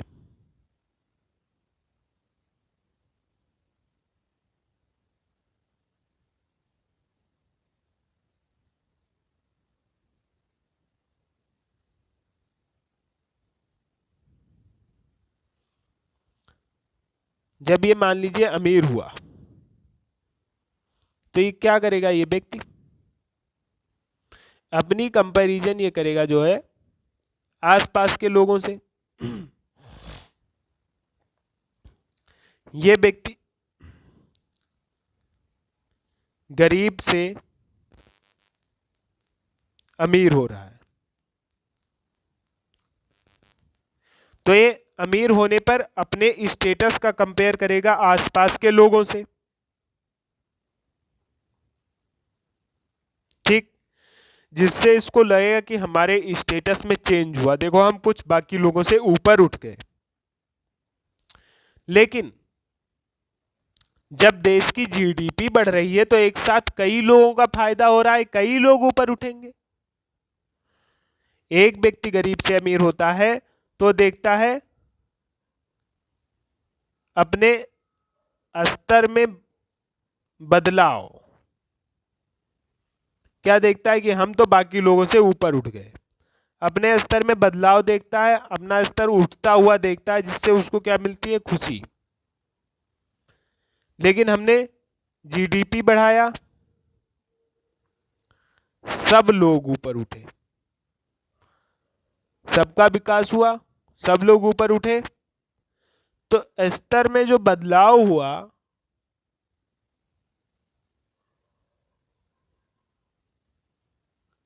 जो स्टेटस में जो चेंज हुआ, स्तर में बदलाव हुआ, वो जीरो हो गया, कोई बदलाव ही नहीं हुआ। जैसे सब लोग यहां पर थे, मान लीजिए सब लोग यहां पर थे, अब ऐसा होता कि ये 3 लोग यहीं पर रह जाते और एक आदमी यहां पर पहुंच जाता। एक केस था तो उसके स्टेटस में क्या हुआ, चेंज हुआ। लेकिन इस केस में हमने क्या कर दिया कि सब लोगों को ही यार ऊपर पहुंचा दिया। तो अपने अगल बगल से देखेगा ना, उसे तो ये लगेगा कि नहीं कि हम कुछ ऊपर उठे हैं। जब उसे ऐसा नहीं लगेगा तो उसे क्या होगी, खुशी मिली ही नहीं, उसे कोई खुशी मिली ही नहीं। ठीक। दूसरी बात क्या हुआ, दूसरी बात ये हुई कि जो पैसा है, जीडीपी बढ़ने से, स्क्रीन को थोड़ा ऊपर उठाएंगे, कि जीडीपी बढ़ने से क्या मिला, पैसा। तो ये पैसा अमीरों के पास भी गया और गरीबों के पास भी गया, लेकिन अमीर को पैसा मिला ज्यादा और गरीब को मिला कम। तो इसलिए भी एक ये फैक्टर था जिसके कारण खुशी उतनी नहीं मिल पाई, लोग उतना खुश नहीं हो पाए। इसके बाद एक चीज और है कि पैसा बढ़ने के साथ साथ, अब अगले पेज पर डिस्कस करेंगे,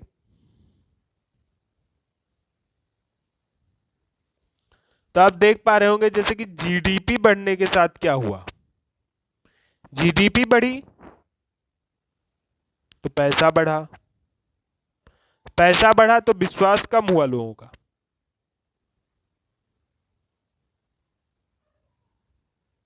विश्वास कम हुआ सरकार में और समाज में। तो इससे क्या हुआ, विश्वास क्यों कम हुआ, विश्वास इसलिए कम होता है लोगों का कि असुरक्षा उनके मन में व्याप्त हो जाती है। जब पैसा है नहीं तो आप सुरक्षा के लिए चिंतित नहीं है, जब आपके पास पैसा है तो आपके मन में आएगा अरे पैसा कहीं चोरी ना हो जाए। असुरक्षा जो डेवलप होती है उसके कारण आपका विश्वास कम हुआ, और विश्वास कम होने से क्या हुआ कि खुशी कम हुई। दूसरी चीज, जब पैसा बढ़ता है तो पहले तो खुशी होगी, पहले खुशी हुई, पहले खुशी होने के बाद आदमी उसी चीज का आदी हो जाता है, आदी हो गया तो फिर नॉर्मल हो गया, मतलब खुशी फिर चली गई, खो गई, तो फिर खुशहाली नहीं आ पाई। देखिए कितनी समस्याएं हो रही हैं खुशहाली आने में। छठवां पॉइंट अब हम डिस्कस करेंगे यहां पर कि जीएनपी है, जीएनपी बढ़ा दी हमने, जीएनपी बढ़ गई, तब भी हम पा रहे हैं कि खुशहाली तो जो है, खुशहाली तो घटी जा रही है। ये तो बहुत ही दुख की बात है, जीएनपी बढ़ाने पर भी खुशहाली घट रही है। तो इसके पीछे क्या थ्योरी दी गई, ऐसा क्यों हो रहा है? क्योंकि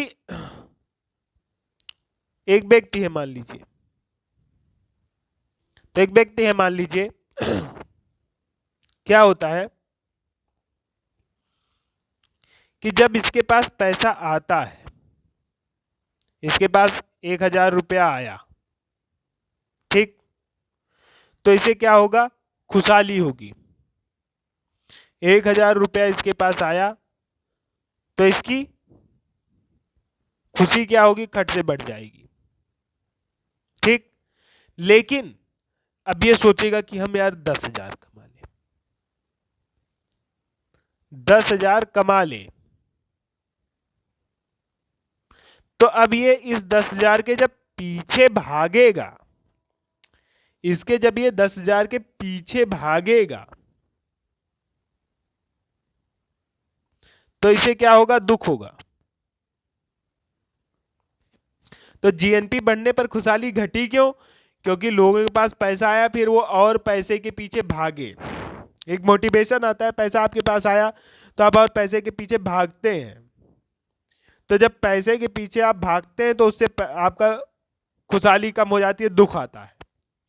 तो नेट बैलेंस होकर के जब जीएनपी आपकी बढ़ी, आपके पास पैसा आया तो आपको पैसे आने की खुशी हुई, फिर आप पैसे के पीछे भागे, नहीं कमा पा रहे हैं तो उसका दुख हुआ, तो नेट आपको दुख मिल गया। इसीलिए बड़े बड़े दार्शनिक लोगों ने कहा है कि मध्यम मार्ग व्यक्ति को फॉलो करना चाहिए, मध्यम रास्ते पर जाना चाहिए। किस रास्ते पर जाएं, मध्यम रास्ते पर, अर्थात न संत ही बन जाओ, न साधु सन्यासी ही बन जाओ, और न लालची एकदम से लालची, एकदम कैपिटलिस्ट भी न बन जाओ।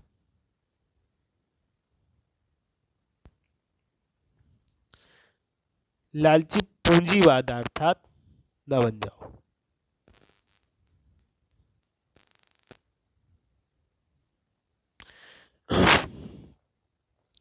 तो अब इसके बाद 7वें पॉइंट पर आप डिस्कस करेंगे,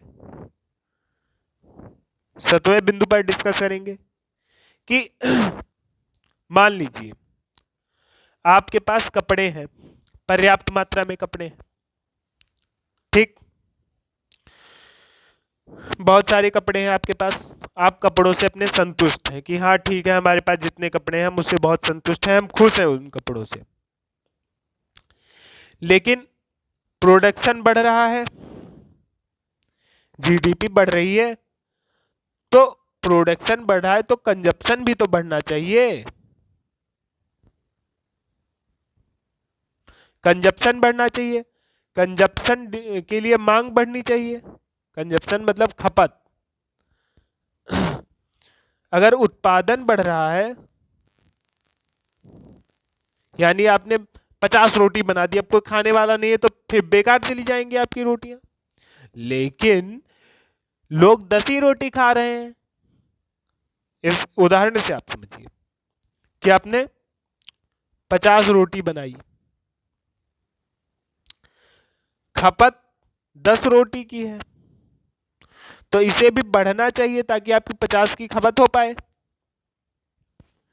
तो उसके लिए क्या बढ़नी चाहिए, मांग बढ़नी चाहिए रोटी की। 40 रोटी की मांग आप बढ़ाना चाहते हैं, तो भाई पेट भरा है, आदमी क्यों खाएगा एक्स्ट्रा रोटी। तो आपने एक नई पॉलिसी ले आए, विज्ञापन। विज्ञापन का 500 अरब $500 का व्यापार है प्रतिवर्ष का। $500 का किसका व्यापार है, विज्ञापन का। विज्ञापन क्या करता है, मांग बढ़ाता है। मांग कैसे बढ़ाता है कि आपके दिमाग में ये बात डालता है, दिमाग में डालता है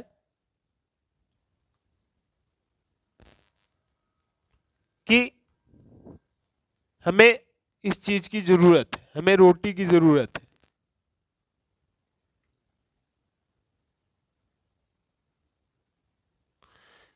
अब एकदम आप ये मत समझ लीजिएगा कि यही दिमाग में डालता है कि रोटी की जरूरत है, कभी कपड़े के लिए आपके दिमाग में डालेगा, कभी किसी चीज के लिए, भिन्न भिन्न चीजों के लिए डालता है कि हमें इस चीज की जरूरत है। तो एक कैसे किस तरीके से करते हैं, आपके दिमाग की जो एक जो है साइकोलॉजिकल वीकनेस है, आपका दिमाग बहुत मजबूत नहीं है, इसमें मनोवैज्ञानिक कुछ कमजोरियां हैं, उन कमजोरियों पर ये हिट करता है, उन कमजोरियों पर अटैक करता है। उन कमजोरियों पर अटैक करेगा, जैसे कोई सामान है, अब बेचना है आपको, किसी लायक नहीं है, रोटी जैसे खिलानी है, तो आपने एक बॉडी बिल्डर आदमी को दिखाया, बॉडी बिल्डर आदमी आके कह रहा है कि मैंने पर डे 10 के बजाय 20 रोटी खाई और देखिए मैं ऐसा हो गया। अब सामने वाला देखेगा, वो कहेगा यार हमें भी ऐसा करना है, होना है, तो हम भी चलो 20 रोटी खा लेते हैं। और इस तरीके से हमारी भोली पब्लिक जो है गुमराह हो जाती है ऐड के चक्कर में। जो विज्ञापन है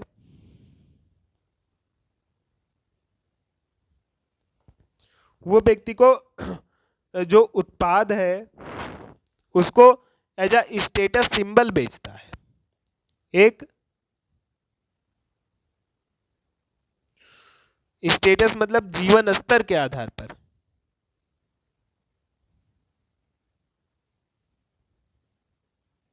के रूप में बेचता है।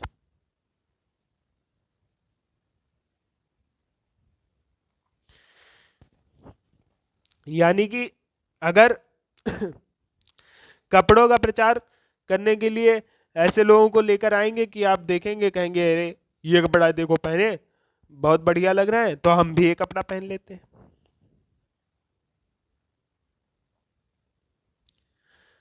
दूसरी चीज अंग्रेजी, आप भारत में रहते हैं, आपको अंग्रेजी बिल्कुल नहीं आती है, तब भी आपका काम चल जाएगा।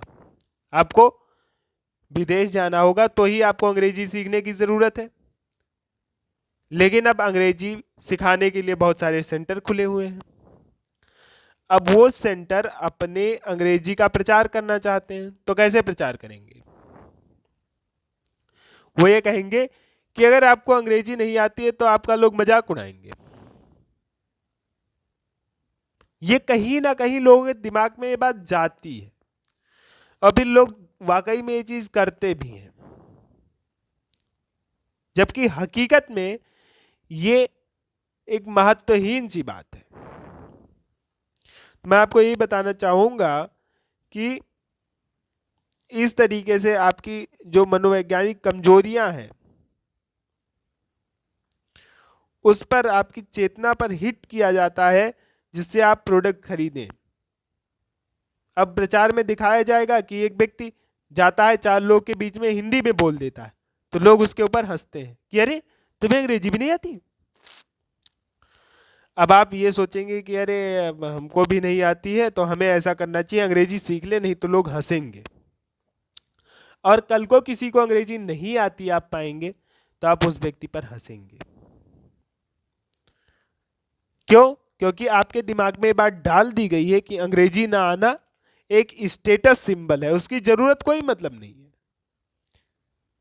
आप अंग्रेज तो है नहीं, आप विदेश में नहीं रहते हैं, लेकिन आपको अंग्रेजी नहीं आती है तो एक स्टेटस का आपके सिंबल है, जीवन का स्तर बता देता है कि आप दूसरे दर्जे के आदमी हैं, आप उतने श्रेष्ठ नहीं हैं जितना अंग्रेजी जो जानते हैं वो है।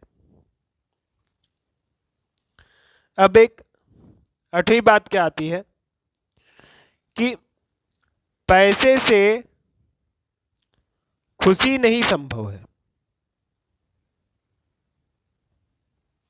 जैसा कि आप एक उदाहरण देख रहे हैं, ऊपर का उदाहरण देख रहे हैं, और एक मनोवैज्ञानिक नियम भी है कि अगर मान लीजिए 2 आदमी है, एक आदमी ए है एक आदमी बी है, तो एक आदमी को अगर 1000 रुपया इसकी आय है और इसकी 100 रुपया आय है,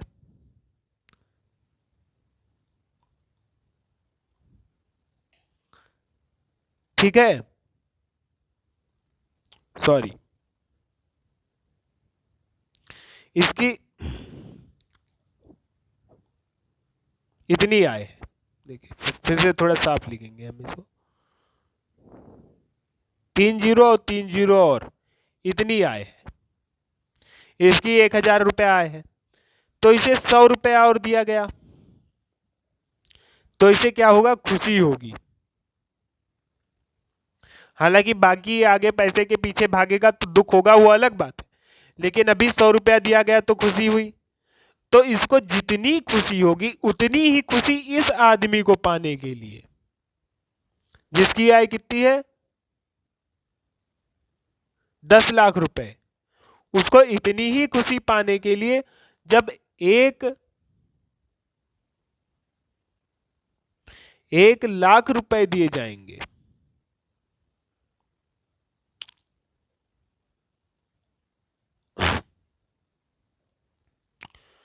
जैसे इसको 100 रुपए से जितनी खुशी हुई है उतनी खुशी इस आदमी को तब होगी, बी आदमी को, जब उसे 1 लाख रुपए दिए जाएंगे।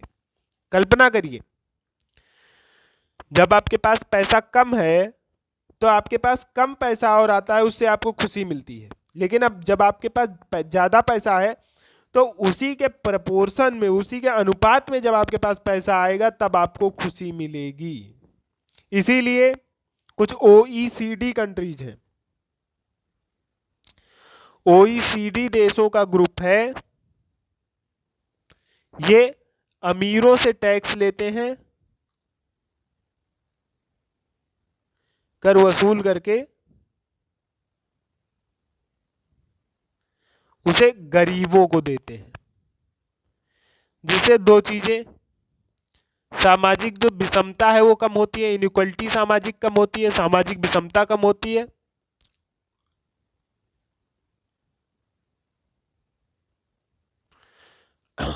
और दूसरा, इनके पास जब पैसा कम होगा तो इसके बाद बढ़ेगा तो इन्हें फिर उसी तरीके से खुशी होगी, इसी तरीके से लोगों को खुशी भी होती है। इसके और भी फायदे निकल कर आते हैं कि सामाजिक विषमता इससे लगभग 1/3 कम होती है, 1/3 सामाजिक विषमता कम होती है। दूसरी बात, इससे गरीबी भी कम होती है, गरीबी इससे लगभग 60% तक कम होती है। अब 9वें नंबर पर देखेंगे क्या चीज है। 9वें नंबर पर देखते हैं, रिपोर्ट में ये बताया गया था, खुशहाली रिपोर्ट में, कि कुछ ऐसे अर्थशास्त्री हैं जो ये कहते हैं कि जो भी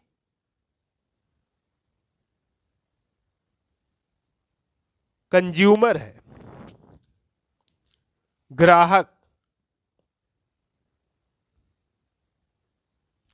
वह बहुत समझदार होते हैं। एक इन्होंने माना कि बहुत समझदार ग्राहक समझदार बहुत होते हैं, साथ ही साथ अधिक समझदार होने के साथ साथ ये बहुत ही सोच कर फैसले लेते हैं।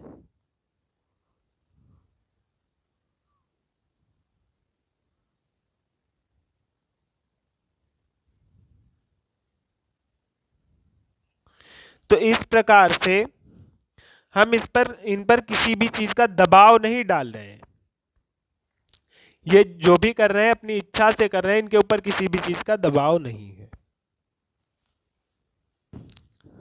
पूरी अपनी चेतना में फैसले ले रहे हैं, होश में फैसले ले रहे हैं।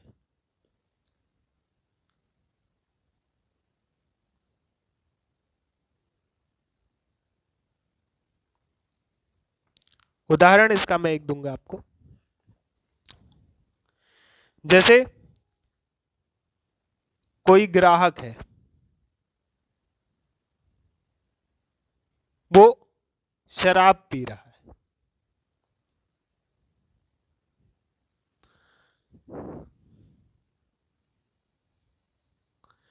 तो अर्थशास्त्री ये कहेगा कि देखिए शराब के ऊपर हमने लिख दिया है कि शराब जानलेवा है, तो ग्राहक शराब इसलिए पी रहा है क्योंकि उसको उससे ज्यादा फायदा है, उसकी जान चली जाए तो उतना उसको नुकसान नहीं होगा, जितना वो शराब नहीं पिएगा तो नुकसान हो जाएगा। ये जो है जानबूझ करके वो पी रहा है क्योंकि उसको उससे फायदा है।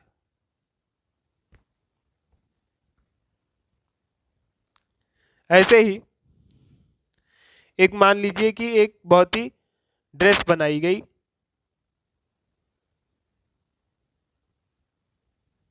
एक कपड़ा बनाया गया जो बहुत ही लेटेस्ट फैशन का है, नया है मार्केट में। उसे किसी एक ग्राहक ने खरीदा और पहना, तो मान लीजिए कि उसने उसे फिल्म में देख करके खरीदा है और पहना है। फिल्म में देखा, फिल्म में पसंद आया और उसे खरीदा और पहना। तो एक अर्थशास्त्री का ये कहना होगा कि उसने बहुत अच्छे से सोचा विचारा होगा कि सभी कपड़ों में सबसे बढ़िया हमारे लिए यही है, और कास्टली और हर एक पॉइंट ऑफ व्यू से देख करके फिर उसने इस चीज को खरीदा है। या फिर यदि किसी व्यक्ति ने मान लीजिए पिज्जा, टिक्की, मोमोज ये सब खाया, तो उसने बहुत ही सोच समझकर फैसला लिया होगा और उसके बाद ये सारी चीजें उसने ली है। बताइए आपकी क्या राय है? क्या सारे ग्राहक बहुत समझदार होते हैं और सब सोच समझकर फैसला लेते हैं, या फिर कुछ ग्राहक समझदार होते हैं और कुछ ग्राहक नासमझ होते हैं, या फिर सारे ही ग्राहक बहुत ज्यादा समझदारी से फैसला नहीं लेते हैं, कभी समझदारी से लेते हैं और कभी यूं ही फैसला ले लेते हैं? इस बारे में आप अपनी कमेंट लिखिए।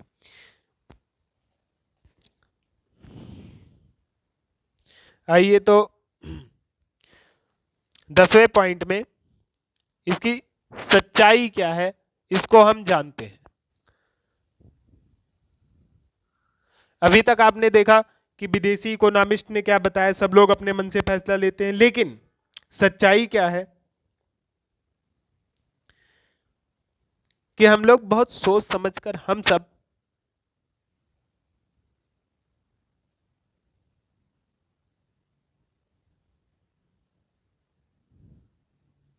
बहुत सोचकर फैसला नहीं लेते हैं।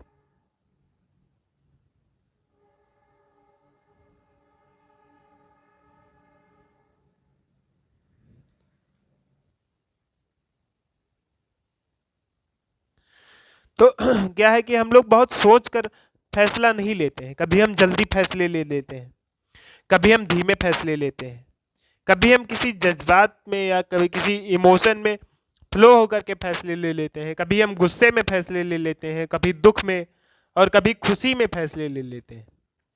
हम दूसरों की नकल करते हैं और उससे हम सीखते हैं। हम सामाजिक नियमों का पालन करते हैं जिससे हमें खुशी मिलती है। और जब हम ये देखते हैं कि हम किसी समुदाय से जुड़े हुए हैं तो हमें खुशी मिलती है। इसीलिए हम आसानी से विज्ञापनों के चंगुल में फंस जाते हैं। विज्ञापनों के चंगुल में हम फंसते हैं और हम ही को देखकर हमारे पड़ोसी फंस जाते हैं, और इसी तरीके से पूरा समाज फंस जाता है। उदाहरण के तौर पर मान लीजिए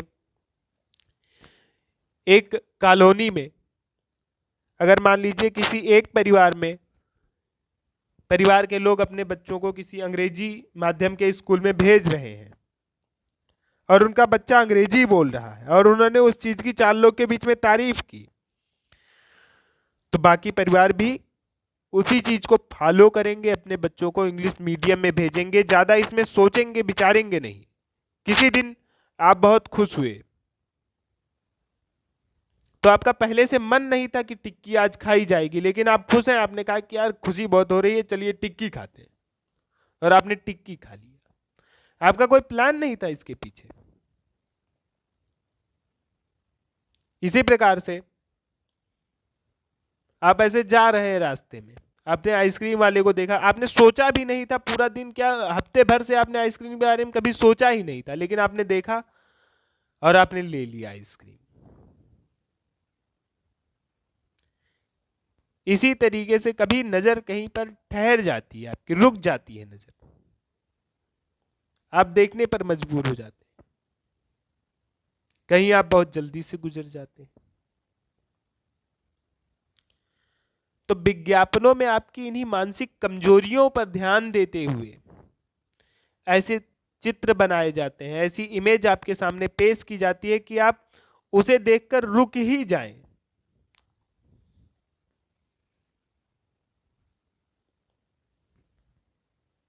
और इसलिए ये कहना कि जो व्यक्ति शराब पी रहा है वो अपनी चेतना के साथ होते हुए शराब पी रहा है, ये बिल्कुल गलत बात है।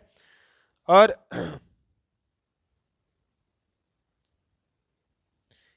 अब एक बात हम आपको और बताएंगे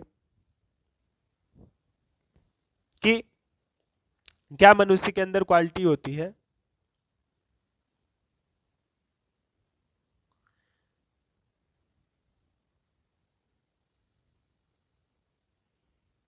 कि लोगों के सहयोग में खुशी मिलती है।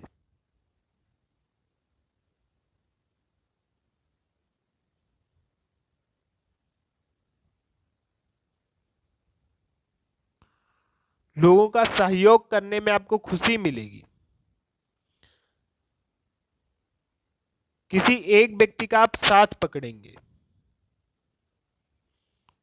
तो उसके लिए आप अपना नुकसान भी उठा लेंगे, नुकसान उठा लेंगे, उसके लिए आप अपनी जान भी दे देंगे।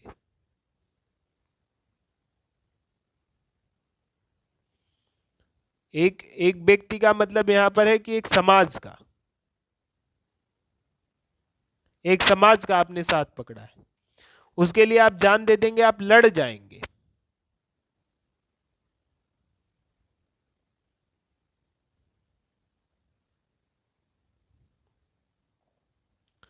और उसी जगह दूसरे समाज को आप धोखा देंगे।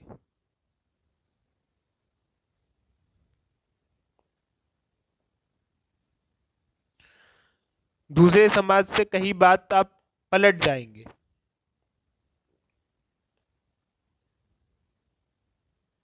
बात से पलट जाएंगे। दूसरे समाज की जरूरत पड़ी तो आप जान ले भी लेंगे।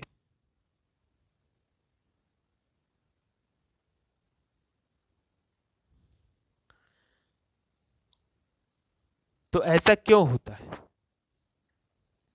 क्योंकि हम बहुत बहुत सोच विचार कर काम नहीं करते हैं, बहुत प्लान करके काम नहीं करते हैं। हम काम कर देते हैं, हम कुछ भी कर देते हैं, हम बहुत ज्यादा विचार नहीं करते।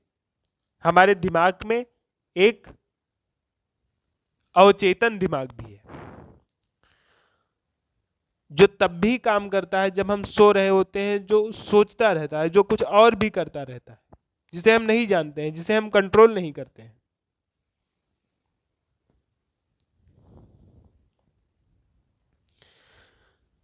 इसी के बाद इन सारी चीजों को अगर आप समझ पाए हो, और ना समझ पाए हो तो आप एक बार फिर देखिए, और अगर समझ पाए हो तो इन सवालों का अब आप जवाब दीजिए कि प्राचीन काल में, प्राचीन काल में हमारे पास कोई साधन नहीं थे।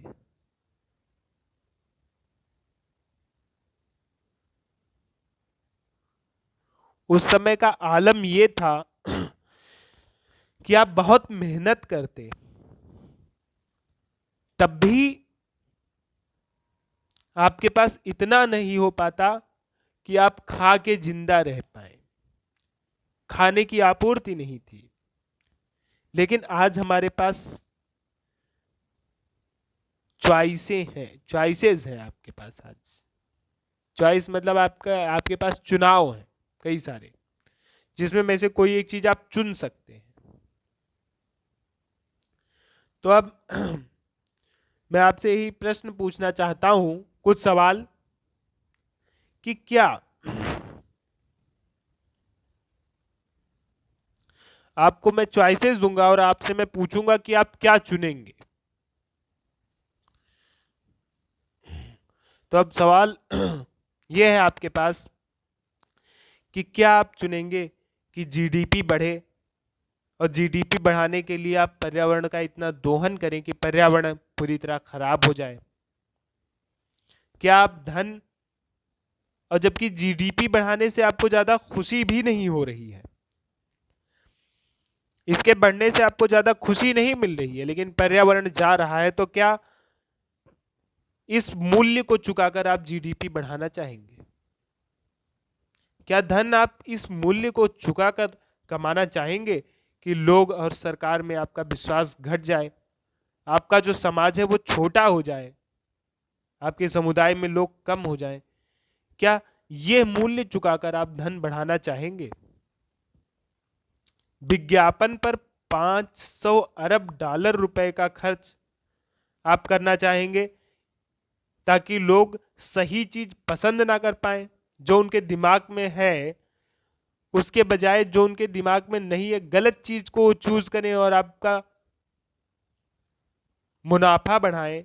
इस पर आप 500 अरब डॉलर का खर्च करना चाहेंगे प्रतिवर्ष, या लोगों को उनकी सही पसंद क्या है ये समझाने में आप ये पैसे खर्च करेंगे?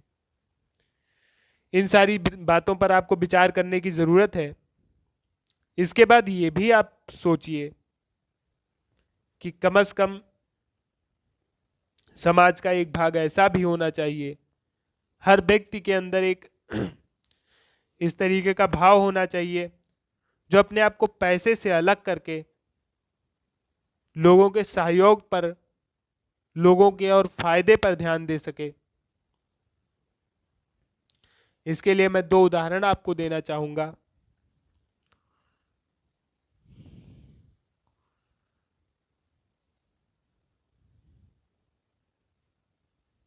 फिनलैंड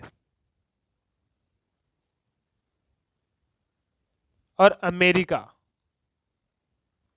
इन दोनों का उदाहरण है। फिनलैंड में क्या है कि जो बच्चों को रैंकिंग दी जाती है, फिनलैंड में बच्चे इस बात पर टॉप करते हैं कि वहां के बच्चों में जो समानता का भाव है, समानता का भाव है, जो समूह में रहने की, समूह का भाव है, ये जिसमें ज्यादा होगा उसे हम अपने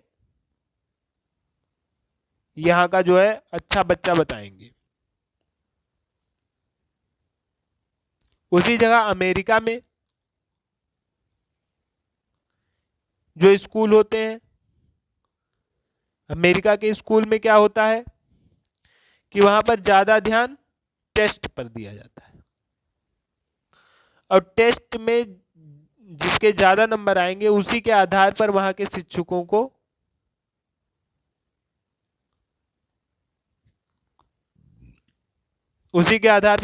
शिक्षकों को ज्यादा वेतन मिलेगा। वेतन कब ज्यादा मिलेगा? जब आपका पढ़ाया हुआ बच्चा टेस्ट में ज्यादा नंबर ला रहा है। उसी जगह फिनलैंड में ये मॉडल है कि वहां पर बच्चों को हम इस तरीके से आगे बढ़ाते हैं कि बच्चों के अंदर समानता, समूह का भाव अगर है तो हम उसे टॉपर बच्चा कहेंगे, उसे अच्छा बच्चा कहेंगे। वहां पर टेस्ट का जो है कॉन्सेप्ट उतना ज्यादा नहीं प्रोत्साहित किया गया है। आप देख ही सकते हैं फिनलैंड हमेशा खुशहाली के इंडेक्स में नंबर 1 पर रहता है। खुशहाली के इंडेक्स में जो टॉप पर 4 देश हैं उनको आप किस तरीके से याद कर सकते हैं? हमने आपको बताया था, आप हो सकता है भूल गए हो, तो मैं आपको फिर से बता देना चाहूंगा। फिटसी नाम से आप उसको, ठीक है। फिर इसके बाद हम ध्यान देंगे कि लोगों का जो व्यवहार है उस पर थोड़ा सा और ध्यान देंगे। जो ये इकोनॉमिक्स की ब्रांच है, इसमें एक ब्रांच है बिहेवियरल इकोनॉमिक्स, व्यवहारिक अर्थशास्त्र। अभी तक हमने आपको क्या बताया, 2012 के खुशहाली रिपोर्ट के मुख्य बिंदुओं को बताया। अब व्यवहारिक इकोनॉमिक्स में हम ह्यूमन बिहेवियर के बारे में पढ़ते हैं। तो क्या बिहेवियर के बारे में हम देखते हैं, इस पर मैं डिस्कशन थोड़ा सा आपसे करूंगा, क्योंकि अगर लोगों के व्यवहार के बारे में आप जानते हैं तो आप पॉलिसी ज्यादा अच्छी बना पाएंगे। क्यों, आपका क्या मानना है?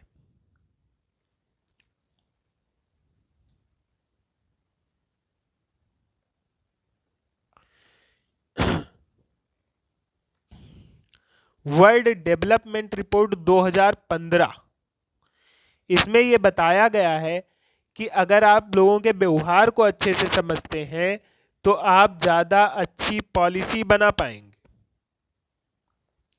इसलिए व्यवहारिक अर्थशास्त्र का यहां पर महत्व बढ़ जाता है।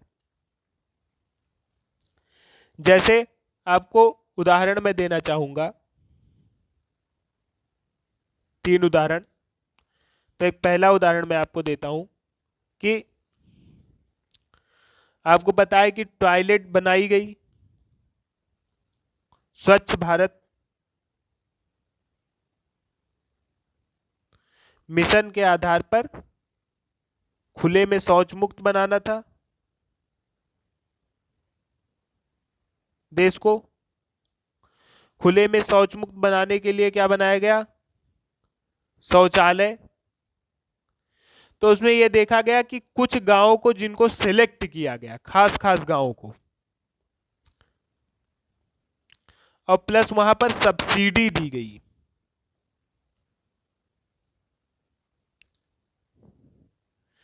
तो जब खास खास गांव को आपने चुना, उनको सब्सिडी भी दे दी गई, तो इससे हमने पाया कि 11% तक खुले में शौच मुक्त हो पाया भारत। ये क्यों ऐसा हो पाया? क्योंकि हमने सब्सिडी दी। हमारे यहाँ का हमने बिहेवियर ये देखा कि जो है सब्सिडी देने पर और कुछ गांवों को चूज करने पर और लोगों को ये बताया गया कि ये ठीक चीज नहीं है, तो लोगों ने इस चीज को बहुत तेजी से अपनाया। ये उतना क्लैरिफाई नहीं करता है उदाहरण आपको, और हम एक दो एग्जांपल देते हैं कि दूसरा एक उदाहरण कि एक बात ये देखी गई कि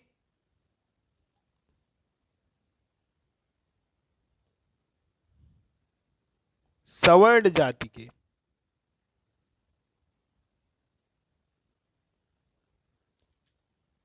बच्चों को और निम्न वर्ग के बच्चों को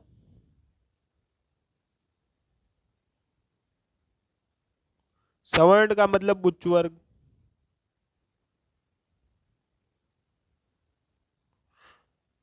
और निम्न वर्ग के बच्चों को जो है हमने एक साथ बैठाया और उनका हमने क्या किया, उनसे हमने लिया टेस्ट, उनसे एक पजल सॉल्व कराया, उनका टेस्ट लिया। तो टेस्ट में एक जैसे ही रिजल्ट आए, सेम परिणाम आए।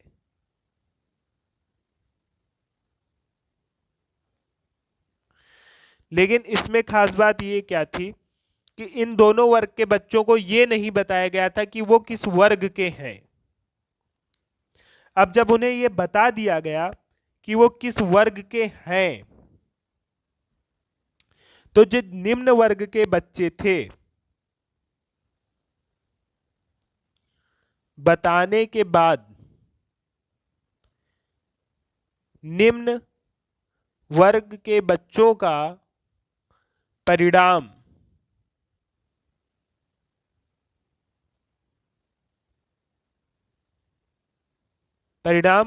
घट गया, और हल्का फुल्का नहीं घटा, बल्कि 23% घट गया। आप इस चीज को बहुत ध्यान से देखिए कि 2 वर्ग के बच्चे हैं, उनका टेस्ट लिया गया, बिना बताए उनके नतीजे एक बराबर आए, लेकिन बताया गया कि आप उच्च वर्ग के हैं, आप निम्न वर्ग के हैं, तो ये पाया गया उच्च वर्ग के बच्चों के परिणाम और निम्न वर्ग के बच्चों के परिणाम में 23% का फासला हो गया। ऐसा क्यों हुआ? तो आपने देखा कि फासला हो गया, तो इससे क्या होता है कि एक स्टीरियोटाइप बनाया जाता है। स्टीरियोटाइप मतलब जिसे आप कहते हैं हिपोक्रेसी, मतलब कि पुरातनपंथी विचारधारा, पुरातनपंथी विचारधारा। स्टीरियोटाइप, स्टीरियोटाइप मतलब जैसे ये कह दिया गया कि बिल्ली अगर रास्ता आपका काट जाएगी तो आपके साथ अपशकुन होगा, आप इस बात को मानते हैं, तो इस बात को कि बिल्ली आपका रास्ता काट जाएगी तो अपशकुन होगा, इस बात को कहते हैं स्टीरियोटाइप, या फिर इसे हिपोक्रेसी कहते हैं। हिपोक्रेसी या स्टीरियोटाइप कहते हैं इसे। तो क्या है कि कोई एक रूढ़वादी विचारधारा है या एक रूढ़वादी विचार है, या इसे स्टेरियोटाइप ही लिख देते हैं। इंग्लिश भी आप इसकी जानिए। स्टीरियोटाइप एक बनाया गया, एक स्टीरियोटाइप है। इससे क्या होता है, जब ये स्टीरियोटाइप बता दिया जाता है तो इससे क्या होता है, देखा गया है कि योग्यता में अंतर हो जाता है।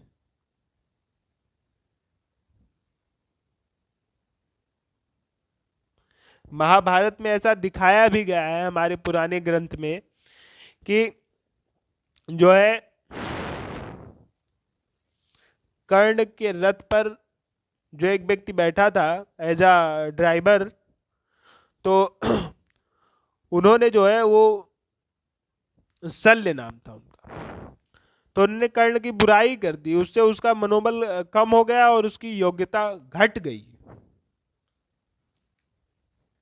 तो इस तरीके से जो स्टीरियोटाइप होता है, जैसे किसी व्यक्ति को आपको बता दिया गया कि ये बच्चा पढ़ने में तो बहुत ही होशियार है, इसकी बराबरी करने वाला कोई नहीं, या किसी व्यक्ति के बारे में बता दिया अरे पहलवान है, उठा के पटक देता है किसी आदमी को तो एकदम से अस्थि पंजर एकदम बराबर हो जाए, तो आप उससे लड़ने में पहले ही घबराएंगे, उससे आप वाद विवाद करने में पहले ही घबराएंगे। तो इससे आपकी योग्यता में आ जाएगा अंतर, और ये क्या करेगा, ये आपकी जो रूढ़वादी विचारधारा है, जो स्टीरियोटाइप है, इसे प्रूफ करेगा, विचार को सिद्ध कर देता है, सिद्ध करता है, और फिर इससे ये विचार बहुत मजबूत हो जाता है। ठीक, ये चीज देखा गया है।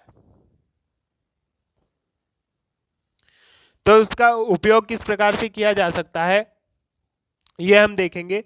बहुत ही जरूरी बात है इसमें कि सामाजिक नियम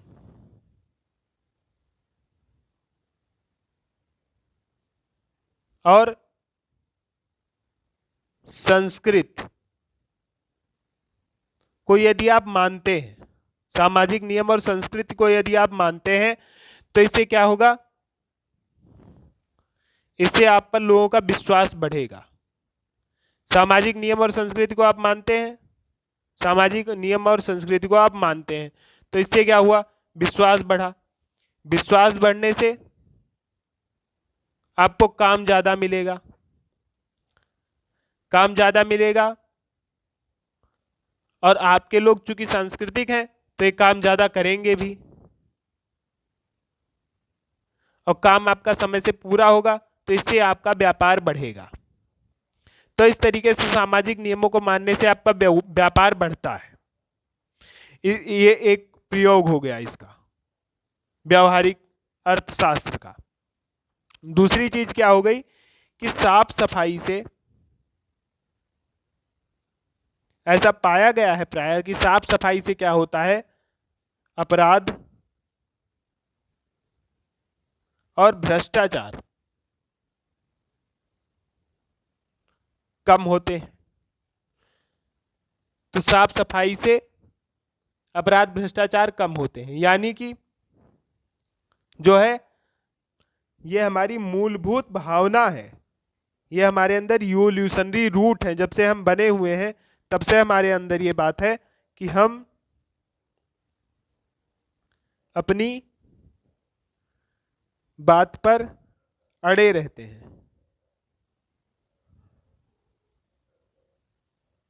प्लस हमें सुंदरता पसंद है, प्लस हमें साफ सफाई पसंद है,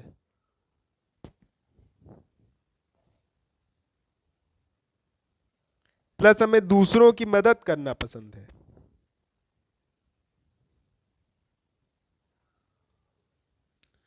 प्लस हम लोगों का विश्वास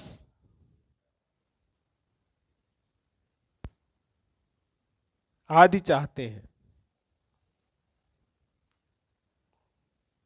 ये सारी चीजें हमारे अंदर पहले से ही हैं। तो इन सारी चीजों को अगर हम पहचानते हैं, इन सारी चीजों को अगर हम पहचानते हैं, तो जैसा कि आपने देखा कि ये हमारे इकोनॉमिक्स अर्थव्यवस्था में ही डेवलपमेंट करती हैं, अर्थव्यवस्था में ही इनसे हमें सीधा फायदा होता है। तो इस चीज को समझने की जरूरत है जिससे हमें अर्थव्यवस्था में फायदा हो सके। ऐसे हमें अपने अंदर वैल्यूज डेवलप करनी चाहिए, वैल्यूज अपने अंदर बनानी चाहिए। अब अगली बात पर आएंगे हम, नज की थ्योरी हम बताएंगे, नज थ्योरी।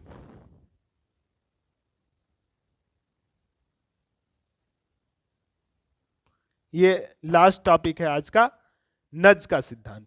नज का क्या सिद्धांत है? इसके लिए रिचर्ड थेलर को नोबेल प्राइज मिला है 2017 में।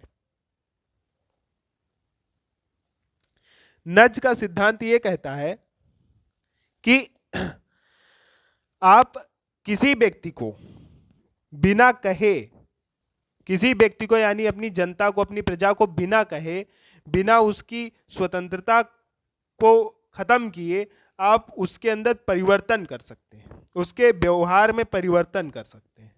व्यवहार में परिवर्तन करना है बिना उन्हें, मतलब उनकी स्वतंत्रता को छीने हुए।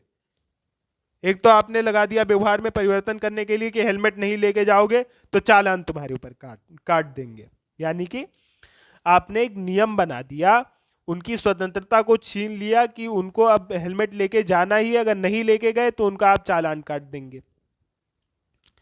लेकिन नज की थ्योरी ये कहती है, नज का मतलब होता है, नज अंग्रेजी का वर्ड है,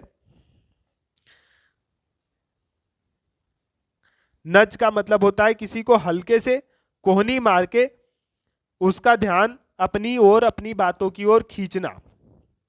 तो नज का सिद्धांत ये कहता है कि हम किसी व्यक्ति को बिना उसकी स्वतंत्रता को छीने हुए, उसे बस हिंट करके, बहुत सारी अलार्मिंग चीज होती है, बहुत सारी चीज आपको अलार्म करती है, हमेशा ध्यान दिलाती है, याद दिलाती है कि हमें ऐसा करना चाहिए, वैसा करना चाहिए। तो क्या है कि हम बहुत सारे व्यवहारों को बदल सकते हैं लोगों की नज की थ्योरी का उपयोग करके। रिचर्ड थेलर को इसके लिए नोबेल प्राइज मिला है। बहुत ही पावरफुल कॉन्सेप्ट है, इसको आप समझिए। जो कि हमारे यहाँ ट्रिपल वीपी जो कॉन्सेप्ट आया, बेटी बचाओ बेटी पढ़ाओ, या फिर एसबीएम जो कॉन्सेप्ट आया, स्वच्छ भारत मिशन, इन दोनों कॉन्सेप्ट ने नज की थ्योरी का इस्तेमाल किया गया। नज की थ्योरी क्या होती है कि आपके ऊपर हम इशारा करेंगे, आपके व्यवहार को हम जानते हैं, आपके व्यवहार के ऊपर हम इशारा करेंगे, इशारा करने से आपका व्यवहार बदल जाएगा और आपके पास चॉइस भी। हम ये नहीं कहेंगे कि अगर आप हेलमेट नहीं पहन के आ रहे हैं तो हम आपके ऊपर चालान काटेंगे, चालान नहीं काटेंगे, लेकिन फिर भी हम ऐसी टेक्निक करेंगे कि आपकी स्वतंत्रता भी बची रहेगी और आप हेलमेट पहन के आना भी शुरू कर देंगे। तो इसके लिए 3 व्यवहार आदमियों के देखते हैं, 3 व्यवहार देखते हैं। पहला कि लोग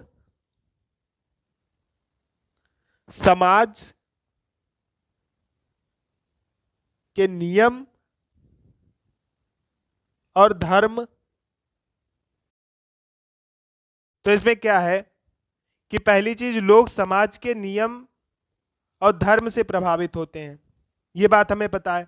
तो समाज के नियम और धर्म से प्रभावित होते हैं, तो ऐसा करेंगे हम कि समाज के नियम और धर्मों में कुछ ऐसी बात हम डालेंगे कि जिससे उनका व्यवहार बदल जाए, और नियम और धर्म बनाने वाले जो हीरो हैं उनसे वो काम करवाएंगे, तो इससे लोग प्रभावित होंगे। उदाहरण के तौर पर बॉलीवुड के हीरोज हैं, उनको लोग अपना रोल मॉडल मानते हैं, आप ये बात जानते ही होंगे, रोल मॉडल मानते ही हैं। तो रोल मॉडल मानते हैं, तो उनसे हमने क्या कहा कि तुम भाई स्वच्छ भारत मिशन में आप सब लोग झाड़ू लगाइए, आप सब लोग साफ सफाई कीजिए, उनको ब्रांड एम्बेसडर बनाया।